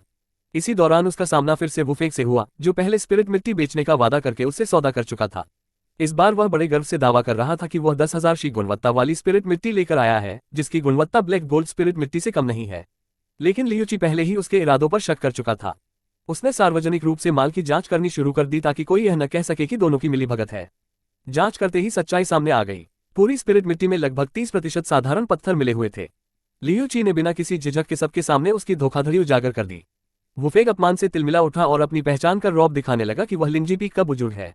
लेकिन लियू ची ने उसकी परवाह नहीं की। उसने साफ कह दिया कि अगर यह संप्रदाय का परिसर न होता तो वह अभी तक जिंदा भी नहीं बचता। आखिरकार वुफेंग को मजबूरी में अपनी मिलावटी स्पिरिट मिट्टी बहुत कम कीमत पर बेचनी पड़ी और अपमानित होकर वहां से लौटना पड़ा, जबकि लियू ची समझ चुका था कि यह आदमी भविष्य में अवश्य बदला लेने की कोशिश करेगा। वुफेंग के जाने के कुछ ही समय बाद एक और व्यक्ति जाहुआ मंडप पहुंचा। ये थे झांग एक्सियांशी, जो अपनी पुरानी उड़ने वाली तलवार बेचने आए थे। उन्हें देखते ही लियू ची ने उनकी आवाज पहचान ली और तुरंत ची युआन को बाहर भेजकर स्वयं उनका स्वागत किया। बातचीत के दौरान उसे पता चला कि झांग एक्सियांशी किसी नई तलवार के लिए नहीं, बल्कि मजबूरी में अपना हथियार बेच रहे हैं। कारण पूछने पर उन्होंने भारी मन से अपने शिष्य की कहानी सुनाई। उन्होंने बताया कि उनका शिष्य हाल ही में फाउंडेशन बिल्डिंग स्तर पर पहुंचा था और उसे 9 शिखरों में से किसी एक को चुनना था। चूंकि उसके पास दुर्लभ थंडर स्पिरिट रूट था, इसलिए उन्होंने उसे बॉडी रिफाइनिंग पीक में भेजा। यही निर्णय जियानफेंग के लोगों को पसंद नहीं आया। उनकी प्रतिष्ठा को ठेस पहुंची और उन्होंने बदला लेने का फैसला कर लिया। कुछ समय बाद जियानफेंग के मुख्य बुजुर्ग ने झांग एक्सियांशी के शिष्य को जबरन पकड़ लिया और इतनी बुरी तरह यातनाएं दी कि उसके शरीर की नसें लगभग पूरी तरह नष्ट हो गईं। जब गुरु ने उसे वापस पाया तब उसकी जान मुश्किल से बची थी। अब उसे पूरी तरह ठीक करने का एकमात्र उपाय मध्यम श्रेणी की टोंडोमाई पिल थी, लेकिन वह इतनी महंगी थी कि उसे खरीदने के लिए झांग एक्सियांशी को अपनी प्रिय उड़ने वाली तलवार तक बेचनी पड़ रही थी। ये कहानी सुनते ही लियू ची का क्रोध भड़क उठा। उसे जियानफेंग की निर्दयता पर गहरा गुस्सा आया, लेकिन उसने अपने भाव छिपा लिए। उसने झांग एक्सियांशी के सामने एक प्रस्ताव रखा। उसने कहा कि यदि वे जाहुआ मंडप के संरक्षक बुजुर्ग बनकर 10 वर्षों तक उसकी सहायता करें तो उन्हें हर वर्ष 1000 स्पिरिट स्टोन्स मिलेंगे। इतना ही नहीं, 10 वर्ष पूरे होने पर वह उनके शिष्य के लिए आवश्यक टोंडोमाई पिल भी बिना किसी मूल्य के देगा। मजबूरी में झांग एक्सियांशी ने यह प्रस्ताव स्वीकार कर लिया और भावुक होकर उसका आभार व्यक्त किया। झांग एक्सियांशी के जाने के बाद लियू ची तुरंत वानलियू मंडप पहुंचा, जहां पूरे संप्रदाय में टोंडोमाई पिल बनाने वाला एकमात्र कीमियागर मौजूद था। वहां उसने दवा नहीं बल्कि उसी टोंडोमाइपिल की बेकार गोलियां खरीदने की इच्छा जताई। दुकानदार यह सुनकर चौंक गया, क्योंकि ऐसी बेकार गोलियां सामान्य लोगों के किसी काम की नहीं थी और उनका गलत उपयोग नुकसान भी पहुंचा सकता था। लेकिन लियूची ने बिना कोई कारण बताए उपलब्ध सारी बेकार गोलियां खरीद ली और अतिरिक्त स्पिरिट स्टोन्स देकर बाकी बची हुई बेकार गोलियां भी अपने साथ ले गया। दुकान से निकलते समय उसके मन में एक नया विचार जन्म ले चुका था। उसने सोचा कि अगर केवल बेकार गोलियां ही इतनी महंगी बिक सकती हैं, तो असली कीमियागरों की कमाई कितनी अधिक होगी।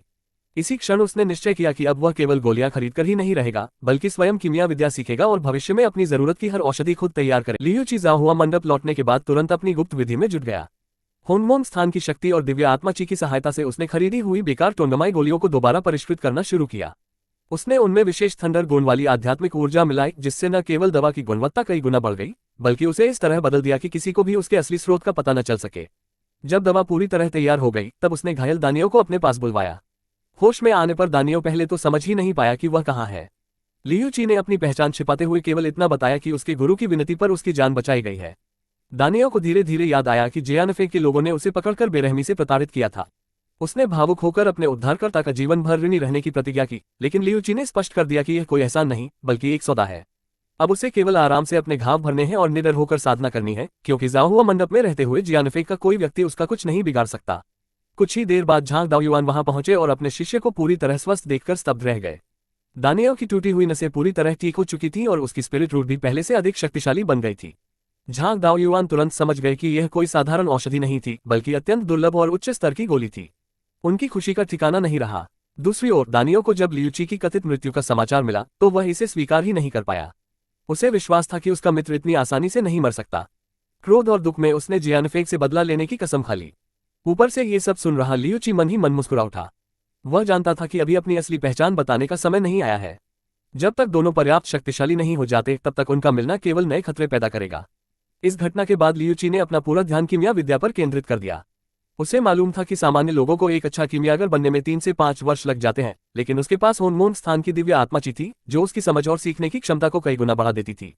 उसने सबसे पहले कीमिया विद्या के मूल सिद्धांतों का अध्ययन शुरू किया। उसने जाना कि हर गोली बनाने की प्रक्रिया 3 चरणों में पूरी होती है। पहले चरण में जड़ी बूटियों का शुद्ध सार निकाला जाता है। दूसरे चरण में उन विभिन्न सारों को बिल्कुल सही अनुपात में मिलाया जाता है, जहां एक छोटी सी गलती भी पूरी दवा को नष्ट कर सकती है। तीसरे और अंतिम चरण में उस मिश्रण को स्थिर करके गोली का रूप दिया जाता है। इन तीनों चरणों के साथ साथ अनेक जटिल कीमिया तकनीकों में भी पूर्ण निपुणता आवश्यक थी। इसी दौरान जियानफेग में भी हलचल मच चुकी थी। एक शिष्य ने पीक मास्टर लियू रोफेग को सूचना दी कि भीतरी बाजार में मौजूद जाओहुआ मंडप के मालिक ने झांग दाओयुआन और उसके शिष्य को अपने संरक्षण में ले लिया है। इतना ही नहीं, दानियों पूरी तरह स्वस्थ भी हो चुका है। ये समाचार सुनते ही लियू रोफेग का चेहरा क्रोध से भर उठा। वह समझ नहीं पा रहा था कि एक अज्ञात बाहरी साधक के पास टोंडोमाइपिल जैसी दुर्लभ औषधि कहां से आए। उसे शक हुआ कि शायद ये कोई बाहरी स्वतंत्र साधक है जिसने उनके मामलों में हस्तक्षेप करने की हिम्मत की है। उसने तुरंत अपने शिष्य को आदेश दिया कि वह जाओहुआ मंडप जाकर उस रहस्यमयी मालिक को सबक सिखाए। अगर वह वास्तव में बाहरी साधक निकले तो बिना किसी दया के वहीं मार डाला जाए। उसी समय वुफेग भी अपने गुरु लियू रोफेग से मिलने पहुंचा। उसने सावधानी से सलाह दी कि जाओहुआ मंडप का मालिक कोई साधारण व्यक्ति नहीं लगता और संभव है कि उसे डानफेग के पीक मास्टर ने गुप्त रूप से भेजा हो। लेकिन लियू रोफेग ने इस संभावना को तुरंत खारिज कर दिया। उसके अनुसार डानफेग का पीक मास्टर इतना साहसी नहीं था कि मास्टर वानलियू को चुनौती दे सके। फिर भी वुफेग ने समझाने की कोशिश की कि इस अनजान व्यक्ति से बेवजह दुश्मनी लेना जियानफेग के हित में नहीं होगा। लेकिन लियू रोफेग का अहंकार अब किसी सलाह को सुनने की स्थिति में नहीं था। उसने साफ कह दिया कि जिसने भी जियानफेग की प्रतिष्ठा को चुनौती दी है, वह उनका दुश्मन है। चाहे सामने वाला कितना भी शक्तिशाली क्यों न हो, उसे इसकी कीमत चुकानी ही पड़ेगी। दूसरी ओर लियूची को इस आने वाले तूफान की कोई चिंता नहीं थी। वह अपनी साधना और कीमिया विद्या में पहले से भी अधिक तेजी से आगे बढ़ रहा था और उसे पूरा विश्वास था कि जल्द ही उसकी शक्ति ऐसी होगी कि जियानफेग भी उसका कुछ नहीं बिगाड़ पाएगा। लगातार आधे महीने तक बिना रुके साधना और कीमिया विद्या का अभ्यास करने के बाद लियूची की प्रगति आश्चर्यजनक थी। होनमोन स्थान की दिव्य आत्मा शक्ति ने उसकी समझ को कई गुना बढ़ा दिया था। अब वह जड़ी बूटियों के हर परिवर्तन और उनके अनुपात को बेहद सटीकता से नियंत्रित कर सकता था। केवल 15 दिनों में ही उसने उच्च श्रेणी की चीपिल सफलतापूर्वक तैयार कर ली। यह उपलब्धि सामान्य कीमियागरों के लिए वर्षों की मेहनत के बाद भी आसान नहीं होती थी।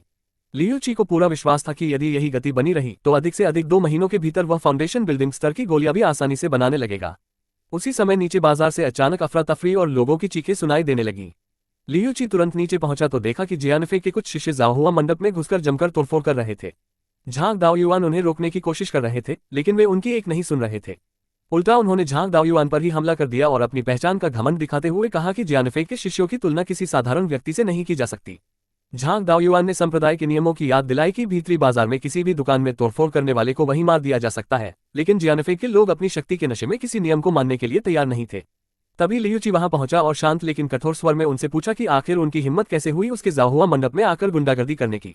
जियानफे के शिष्यों ने उसे धमकाते हुए कहा कि उसने उनके मामलों में दखल देकर पूरे जियानफे को अपना दुश्मन बना लिया है। लेकिन लियूची तनिक भी नहीं डरा।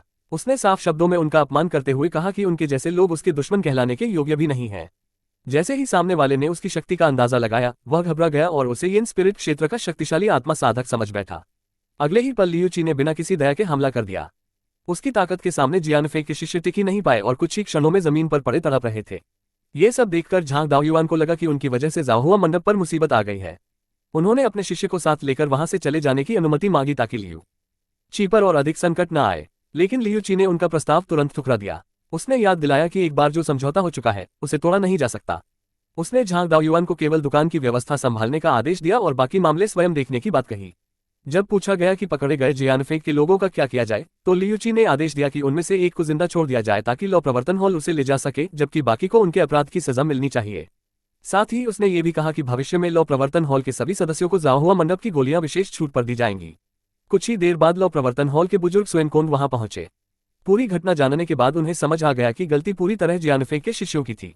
जब उन्हें यह भी बताया गया कि भविष्य में लॉ प्रवर्तन हॉल के सभी लोगों को जाहुआ मंडप से गोलियां भारी छूट पर मिलेंगी और आवश्यकतानुसार किसी भी प्रकार की दवा उपलब्ध कराई जाएगी, तो वे अत्यंत प्रसन्न हुए। उन्होंने खुलकर जाहुआ मंडप का समर्थन करने का फैसला किया और कहा कि यदि भविष्य में कोई फिर से यहां उपद्रव करेगा तो सीधे उन्हें सूचना दी जाए, वे स्वयं आकर उससे निपटेंगे। उधर जब जियानफे के पीक मास्टर लियू रोफे को पता चला कि उनके भेजे हुए शिष्य मारे जा चुके हैं और लॉ प्रवर्तन हॉल भी जाहुआ मंडप का पक्ष ले रहा है, तो उनका क्रोध 7वें आसमान पर पहुंच गया। उन्होंने सुएनकोन पर दबाव डालने की कोशिश की, लेकिन सुएनकोन ने साफ शब्दों में कह दिया कि संप्रदाय के नियमों के अनुसार जाहुआ मंडप के मालिक ने कोई गलती नहीं की। गलती जियानफे के उन्हीं शिष्यों की थी जो दूसरों की दुकान में तोड़फोड़ करने गए थे। इतना ही नहीं, उन्होंने लियू रोफे को खुली चेतावनी दे दी कि अगर भविष्य में जियानफे का कोई भी व्यक्ति फिर जाहुआ मंडप में उपद्रव करने पहुंचा तो लॉ प्रवर्तन हॉल स्वयं उसके खिलाफ कार्रवाई करेगा। सुएनकोन के चले जाने के बाद लियू रोफे अपमान और क्रोध से जल उठा। उसे विश्वास नहीं हो रहा था कि एक रहस्यमयी व्यापारी ने कुछ ही समय में लॉ प्रवर्तन हॉल को भी अपनी ओर कर लिया है। उसने मन ही मन कसम खाई कि जिस दिन उसके हाथ पूरे जियुलिंग संप्रदाय की सत्ता आ जाएगी, उस दिन सबसे पहले वह जाहुआ मंडप और उसके रहस्यमयी मालिक का नामोनिशान मिटा देगा। लगातार साधना और व्यापार के सहारे लियू ची की शक्ति तेजी से बढ़ती रही। कुछ समय बाद वह सफलतापूर्वक प्रैक्टिसिंग ची के 8वें स्तर पर पहुंच गया और उसकी आत्मा भी आत्मा परिष्कार के शिखर तक विकसित हो चुकी थी। अब उसके सामने अगला लक्ष्य यिन स्पिरिट क्षेत्र में प्रवेश करना था, लेकिन इसके लिए उसे विशेष आत्मिक सामग्री की आवश्यकता थी। उसकी आत्मा सामान्य साधकों की तुलना में कहीं अधिक शक्तिशाली थी, इसलिए साधारण आत्मिक सामग्री उसका भार सहन नहीं कर सकती थी। इसी कारण उसने अपने विश्वसनीय प्रबंधक ची युआन को पहले ही दुर्लभ फाउंडेशन बिल्डिंग स्तर की आत्मिक सामग्री खोजने का आदेश दिया था। कुछ दिनों बाद ची युआन ने लौटकर बताया कि वह आवश्यक सामग्री तो नहीं ला सका, लेकिन उसे 2 महत्वपूर्ण सुराग मिले हैं। पहला, आत्मा निर्माण के लिए आवश्यक सोल ब्रेकिंग ग्रास केवल मास्टर वानलियू के पास है, क्योंकि वर्षों से वही आत्मा संबंधी गोलियों पर शोध कर रहे हैं। दूसरा, कुछ वर्ष पहले संप्रदाय प्रमुख लिंग वुक्सिया को एक दुर्लभ ब्लैक सेंट सोल स्टोन प्राप्त हुआ था, जो फाउंडेशन बिल्डिंग स्तर की अत्यंत मूल्यवान आत्मिक सामग्री है। साथ ही उसने इस महीने का हिसाब भी प्रस्तुत किया। जाहुआ मंडप की कुल बिक्री 1,30,000 स्पिरिट स्टोन्स तक पहुंच चुकी थी। भारी छूट देने के बावजूद व्यापार लगातार बढ़ रहा था, क्योंकि लियू ची स्वयं गोलियां तैयार कर रहा था और उनकी वास्तविक लागत बहुत कम थी। ये सुनकर वह संतुष्ट हुआ और दुकान की जिम्मेदारी ची युआन को सौंपकर स्वयं संप्रदाय प्रमुख से मिलने निकल पड़ा। लियू ची सीधे संप्रदाय प्रमुख लिंग वुक्सिया के निवास पर पहुंचा। संप्रदाय प्रमुख पहले से ही इस रहस्यमयी जाहुआ मंडप के मालिक से मिलने की प्रतीक्षा कर रहे थे। औपचारिक अभिवादन के बाद लियू ची ने बिना घुमाए फिराए अपनी इच्छा प्रकट की और ब्लैक सैंड सोल स्टोन मांगा। लिंग वुक्सिया ने तुरंत समझ लिया कि वह अपनी आत्मा के हथियार का पुनर्निर्माण करना चाहता है। उन्होंने बिना किसी शर्त के वह सामग्री देने की इच्छा जताई, लेकिन लियू ची बिना मूल्य लिए कोई वस्तु स्वीकार नहीं करना चाहता था। उसने बदले में किसी भी उच्च गुणवत्ता की गोली देने का प्रस्ताव रखा। ये सुनते ही संप्रदाय प्रमुख चौंक गए। उन्होंने बताया कि उनके एक प्रतिभाशाली शिष्य को साधारण फाउंडेशन बिल्डिंग पिल से लाभ नहीं होगा। उसे केवल उच्च गुणवत्ता की फाउंडेशन बिल्डिंग पिल ही सफलतापूर्वक अगले स्तर तक पहुंचा सकती है, लेकिन ऐसी गोली तो मास्टर वानलियू भी नहीं बना सकते। लियू ची ने बिना झिझक ये सौदा स्वीकार कर लिया। संप्रदाय प्रमुख ने तुरंत फाउंडेशन बिल्डिंग पिल बनाने की 5 सेट सामग्री उसके सामने रख दी। लियू ची ने केवल 3 पहर का समय मांगा और तुरंत कीमिया प्रक्रिया में जुट गया। 5 तत्वों की आध्यात्मिक ऊर्जा उसके चारों ओर घूमने लगी। ये दृश्य देखकर लिंग वुक्सिया और उनका शिष्य दोनों स्तब्ध रह गए। अब उन्हें समझ आया कि यह रहस्यमयी व्यक्ति वास्तव में 5 तत्वों का साधक है। संप्रदाय प्रमुख ने अपने शिष्य को बताया कि 5 तत्वों के साधक असाधारण होते हैं। यदि ऐसा साधक फाउंडेशन बिल्डिंग के पहले स्तर पर भी पहुंच जाए तो वह आसानी से 5वें स्तर के साधक को परास्त कर सकता है। कुछ समय बाद कीमिया पूरी हुई और लियूची ने एक चमकती हुई उच्च गुणवत्ता की फाउंडेशन बिल्डिंग पिल संप्रदाय प्रमुख को सौंप दी। उसे देखते ही लिंग वुक्सिया की आंखों में खुशी छलक उठी। उन्होंने तुरंत ब्लैक सैंड सोलस्टोन लियूची को दे दिया और शेष बची हुई सारी सामग्री भी उसी के पास रहने दी। उनके अनुसार एक उच्च गुणवत्ता की फाउंडेशन बिल्डिंग पिल के सामने उन सामग्रियों का कोई मूल्य नहीं था। अब उन्हें पूरा विश्वास था कि उनका शिष्य निश्चित रूप से सफलतापूर्वक फाउंडेशन बिल्डिंग स्तर में प्रवेश करेगा और आगामी 100 संप्रदायों की प्रतियोगिता में भाग लेकर जिंदन संप्रदाय में स्थान प्राप्त कर सकेगा। लियूची ने सौदा पूरा होने के बाद संप्रदाय प्रमुख से उस प्रतियोगिता के बारे में विस्तार से बताने का अनुरोध किया। उन्होंने समझाया कि इस भव्य प्रतियोगिता का आयोजन स्वयं शेनशियाओ संप्रदाय करता है और इसमें उत्कृष्ट प्रदर्शन करने वाले शिष्यों को सीधे उस महान संप्रदाय में प्रवेश का अवसर मिलता है। जियुलिंग संप्रदाय को भी हर बार 10 स्थान मिलते हैं। ये सुनकर फॉर्चून पवेलियन मास्टर ने अपने शिष्य के लिए एक स्थान मांगने की इच्छा जताई और बदले में 10 उच्च गुणवत्ता वाली फाउंडेशन पिल देने तक की बात कही। लेकिन संप्रदाय प्रमुख ने विनम्रता से बताया कि उन गोलियों का मूल्य इतना अधिक है कि उसके बदले 2 स्थान भी दिए जा सकते हैं। उन्होंने केवल इतना कहा कि 1 महीने बाद प्रस्थान से पहले उनका शिष्य यहां आकर एकत्र हो जाए। हालांकि फॉर्चून पवेलियन मास्टर ने स्पष्ट कर दिया कि उनका शिष्य किसी विशेष सुविधा या सिफारिश के सहारे आगे नहीं बढ़ना चाहता। यदि संप्रदाय के भीतर पहले से चयन प्रतियोगिता मौजूद है तो वही प्रक्रिया अपनाई जाएगी ताकि भविष्य में कोई यह न कह सके कि उसे पिछला दरवाजा दिखाकर आगे बढ़ाया गया है। उनकी निष्पक्षता देखकर संप्रदाय प्रमुख और भी अधिक प्रभावित हुए।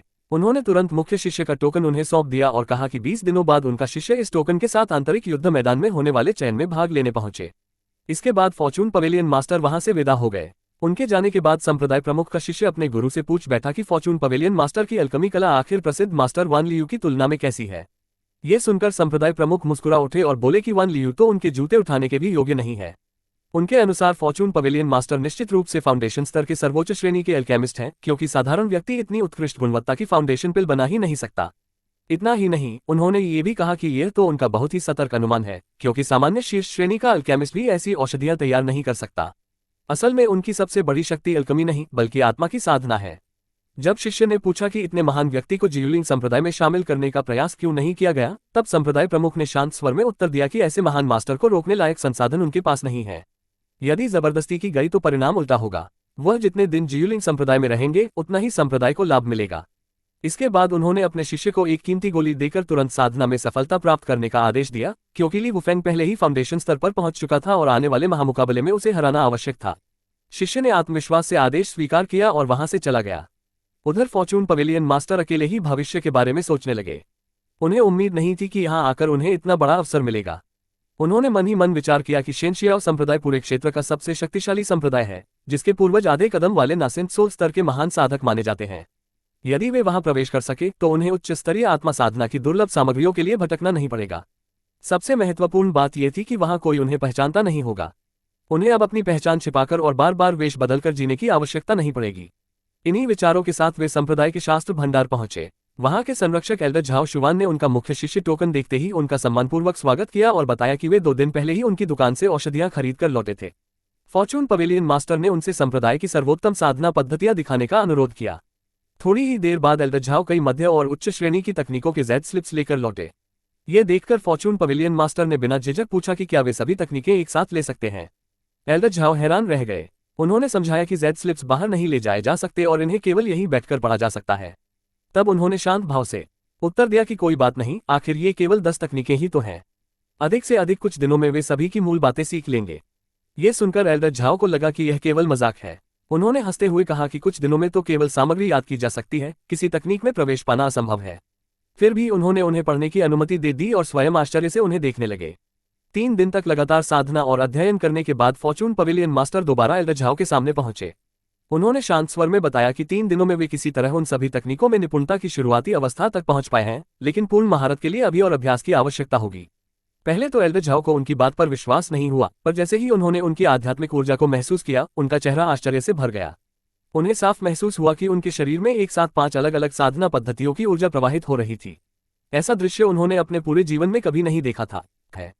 फॉर्चून पवेलियन मास्टर ने मुस्कुराकर केवल इतना कहा कि वे बस किसी तरह शुरुआती स्तर तक पहुंच पाए हैं।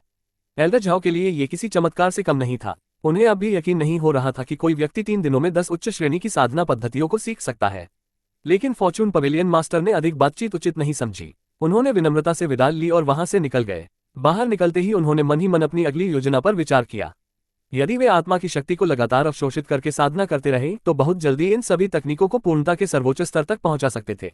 विशेष रूप से यदि उनकी श्वास छिपाने की कला पूर्ण हो गई तो फाउंडेशन स्तर के सर्वोच्च साधक भी उनकी वास्तविक शक्ति का अनुमान नहीं लगा पाएंगे। इसके बाद उन्होंने 5 तत्वों की तलवार संरचना का अभ्यास शुरू किया। पांचों तत्वों की शक्तियों को एक साथ मिलाकर बनी इस अद्भुत तकनीक ने उन्हें स्वयं भी चौंका दिया। हॉर्मोन स्पेस की अत्यधिक शुद्ध आध्यात्मिक ऊर्जा और अपनी 8वें स्तर की क्यूई रिफाइनिंग शक्ति के सहारे जब उन्होंने इस तलवार संरचना को सक्रिय किया तब उन्हें पूरा विश्वास हो गया कि एक ही प्रहार में सामान्य फाउंडेशन स्तर के तीसरे चरण के साधक को भी आसानी से समाप्त किया जा सकता है। लेकिन इस अभ्यास ने उनकी आत्मा की शक्ति को लगभग उसकी सीमा तक पहुंचा दिया था। अब आगे बढ़ने के लिए उन्हें एक विशेष औषधि की आवश्यकता थी और उसका एकमात्र स्रोत था प्रसिद्ध अल्केमिस्ट वान लियू। कुछ ही देर बाद वे वान लियू पवेलियन पहुंचे। वहां की भव्यता देखकर वे भी क्षण भर के लिए रुक गए। वह स्थान संप्रदाय के मुख्य भवन से भी अधिक समृद्ध दिखाई देता था।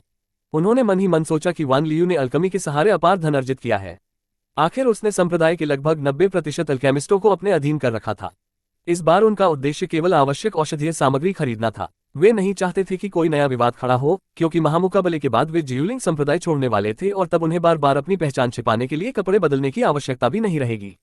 इसी दौरान वान लियू अपने भवन के भीतर एक महिला से बातचीत कर रहा था। वह कई महीनों से उससे फाउंडेशन पिल मिलने की प्रतीक्षा कर रही थी। वान लियू ने बहाना बनाया कि हाल ही में उसने तलवार शिखर के प्रमुख के शिष्य को एक उच्च गुणवत्ता की फाउंडेशन पिल दी थी और पिछले कुछ समय से फॉर्चून पवेलियन के साथ प्रतिस्पर्धा में इतना व्यस्त था कि नई औषधियां बनाने का समय ही नहीं मिला। महिला ने तुरंत फॉर्चून पवेलियन मास्टर की निंदा शुरू कर दी और कहा कि एक साधारण पवेलियन मालिक की इतनी हिम्मत कैसे हुई कि वह जिंदान संप्रदाय से आए महान अल्केमिस्ट के साथ व्यापारिक प्रतिस्पर्धा करे। उसके अनुसार संप्रदाय प्रमुख को बहुत पहले ही उसे बाहर निकाल देना चाहिए था। वान लियू ने आत्मविश्वास से हंसते हुए उत्तर दिया कि चिंता की कोई आवश्यकता नहीं है। वह व्यक्ति अधिक समय तक जीवित नहीं रहेगा। जैसे ही लिन वुया संप्रदाय प्रमुख बनेगा, फॉर्चून पवेलियन मास्टर का अंत निश्चित है। महिला ने फिर पूछा कि आखिर इतनी प्रतीक्षा क्यों की जा रही है? यदि अभी अवसर मिल जाए तो उसे सबक क्यों न सिखाया जाए, क्योंकि लगातार बढ़ती लोकप्रियता के कारण संप्रदाय के अधिकांश अल्केमिस्ट फॉर्चून पवेलियन की ओर आकर्षित होने लगे थे। वान लियू ने गहरी सांस लेकर कहा कि वह स्वयं भी यही चाहता है, लेकिन अब तक उसे उचित अवसर नहीं मिला। उसी समय एक सेवक तेजी से अंदर आया और सूचना दी कि फॉर्चून पवेलियन मास्टर स्वयं उनसे मिलने आए हैं। ये सुनते ही वान लियू चौंक गया। पहले तो उसे लगा कि शायद वह चुनौती देने आया है, लेकिन जब उसे बताया गया कि वह केवल दुआनहुन घास खरीदना चाहता है, तब उसके मन में तुरंत एक नई योजना बन गई। उसे समझ आ गया कि इतनी दुर्लभ जड़ी बूटी का उपयोग केवल आत्मा निर्माण वाली विशेष औषधि बनाने के लिए किया जाता है। उसके चेहरे पर चालाक मुस्कान फैल गई। उसने सेवक को आदेश दिया कि फॉर्चून पवेलियन मास्टर से कह दिया जाए कि वह अभी औषधि बनाने में व्यस्त है और उन्हें 3 घंटे प्रतीक्षा करनी होगी। यदि 3 घंटे बाद भी वह वहीं रहें तो कह देना कि आज समय नहीं है और कल फिर आने के लिए कह देना। उसका उद्देश्य केवल उनका अपमान करना था। सेवक आदेश लेकर बाहर पहुंचा और वैसा ही संदेश फॉर्चून पवेलियन मास्टर को सुना दिया। संदेश सुनते ही उन्होंने तुरंत समझ लिया कि यह केवल प्रतीक्षा करवाने का बहाना नहीं, बल्कि जानबूझकर उनका अपमान करने की कोशिश है। उन्होंने कुछ पल सेवक को ध्यान से देखा और फिर अचानक विषय बदल दिया। उन्होंने उससे पूछा कि क्या वह पुराने अल्केमिस्ट जी को जानता है, जिसकी पिछले महीने की तनख्वाह 3500 आध्यात्मिक पत्थर थी। फिर उन्होंने बिना किसी घुमाव के प्रस्ताव रखा कि यदि वह फॉर्चून पवेलियन में आ जाए तो उसे इससे भी अधिक वेतन मिलेगा। इतनी बड़ी राशि सुनते ही सेवक की आंखें फैल गईं। उसे विश्वास ही नहीं हुआ कि किसी एक महीने में इतनी कमाई भी हो सकती है। उसने तुरंत अपना निर्णय सुना दिया और घोषणा कर दी कि आज से वह पूरी निष्ठा के साथ फॉर्चून पवेलियन मास्टर का अधीनस्थ रहेगा। ये सुनकर फॉर्चून पवेलियन मास्टर मुस्कुराए और उसे एक नया काम सौंप दिया। उन्होंने कहा कि वान लियू पवेलियन के सभी अल्केमिस्टों को एक एक करके उनके पास ले आए और उनसे कहे कि यदि वे फॉर्चून पवेलियन में शामिल हो जाएंगे तो उनकी वर्तमान तनख्वाह दोगुनी कर दी जाएगी।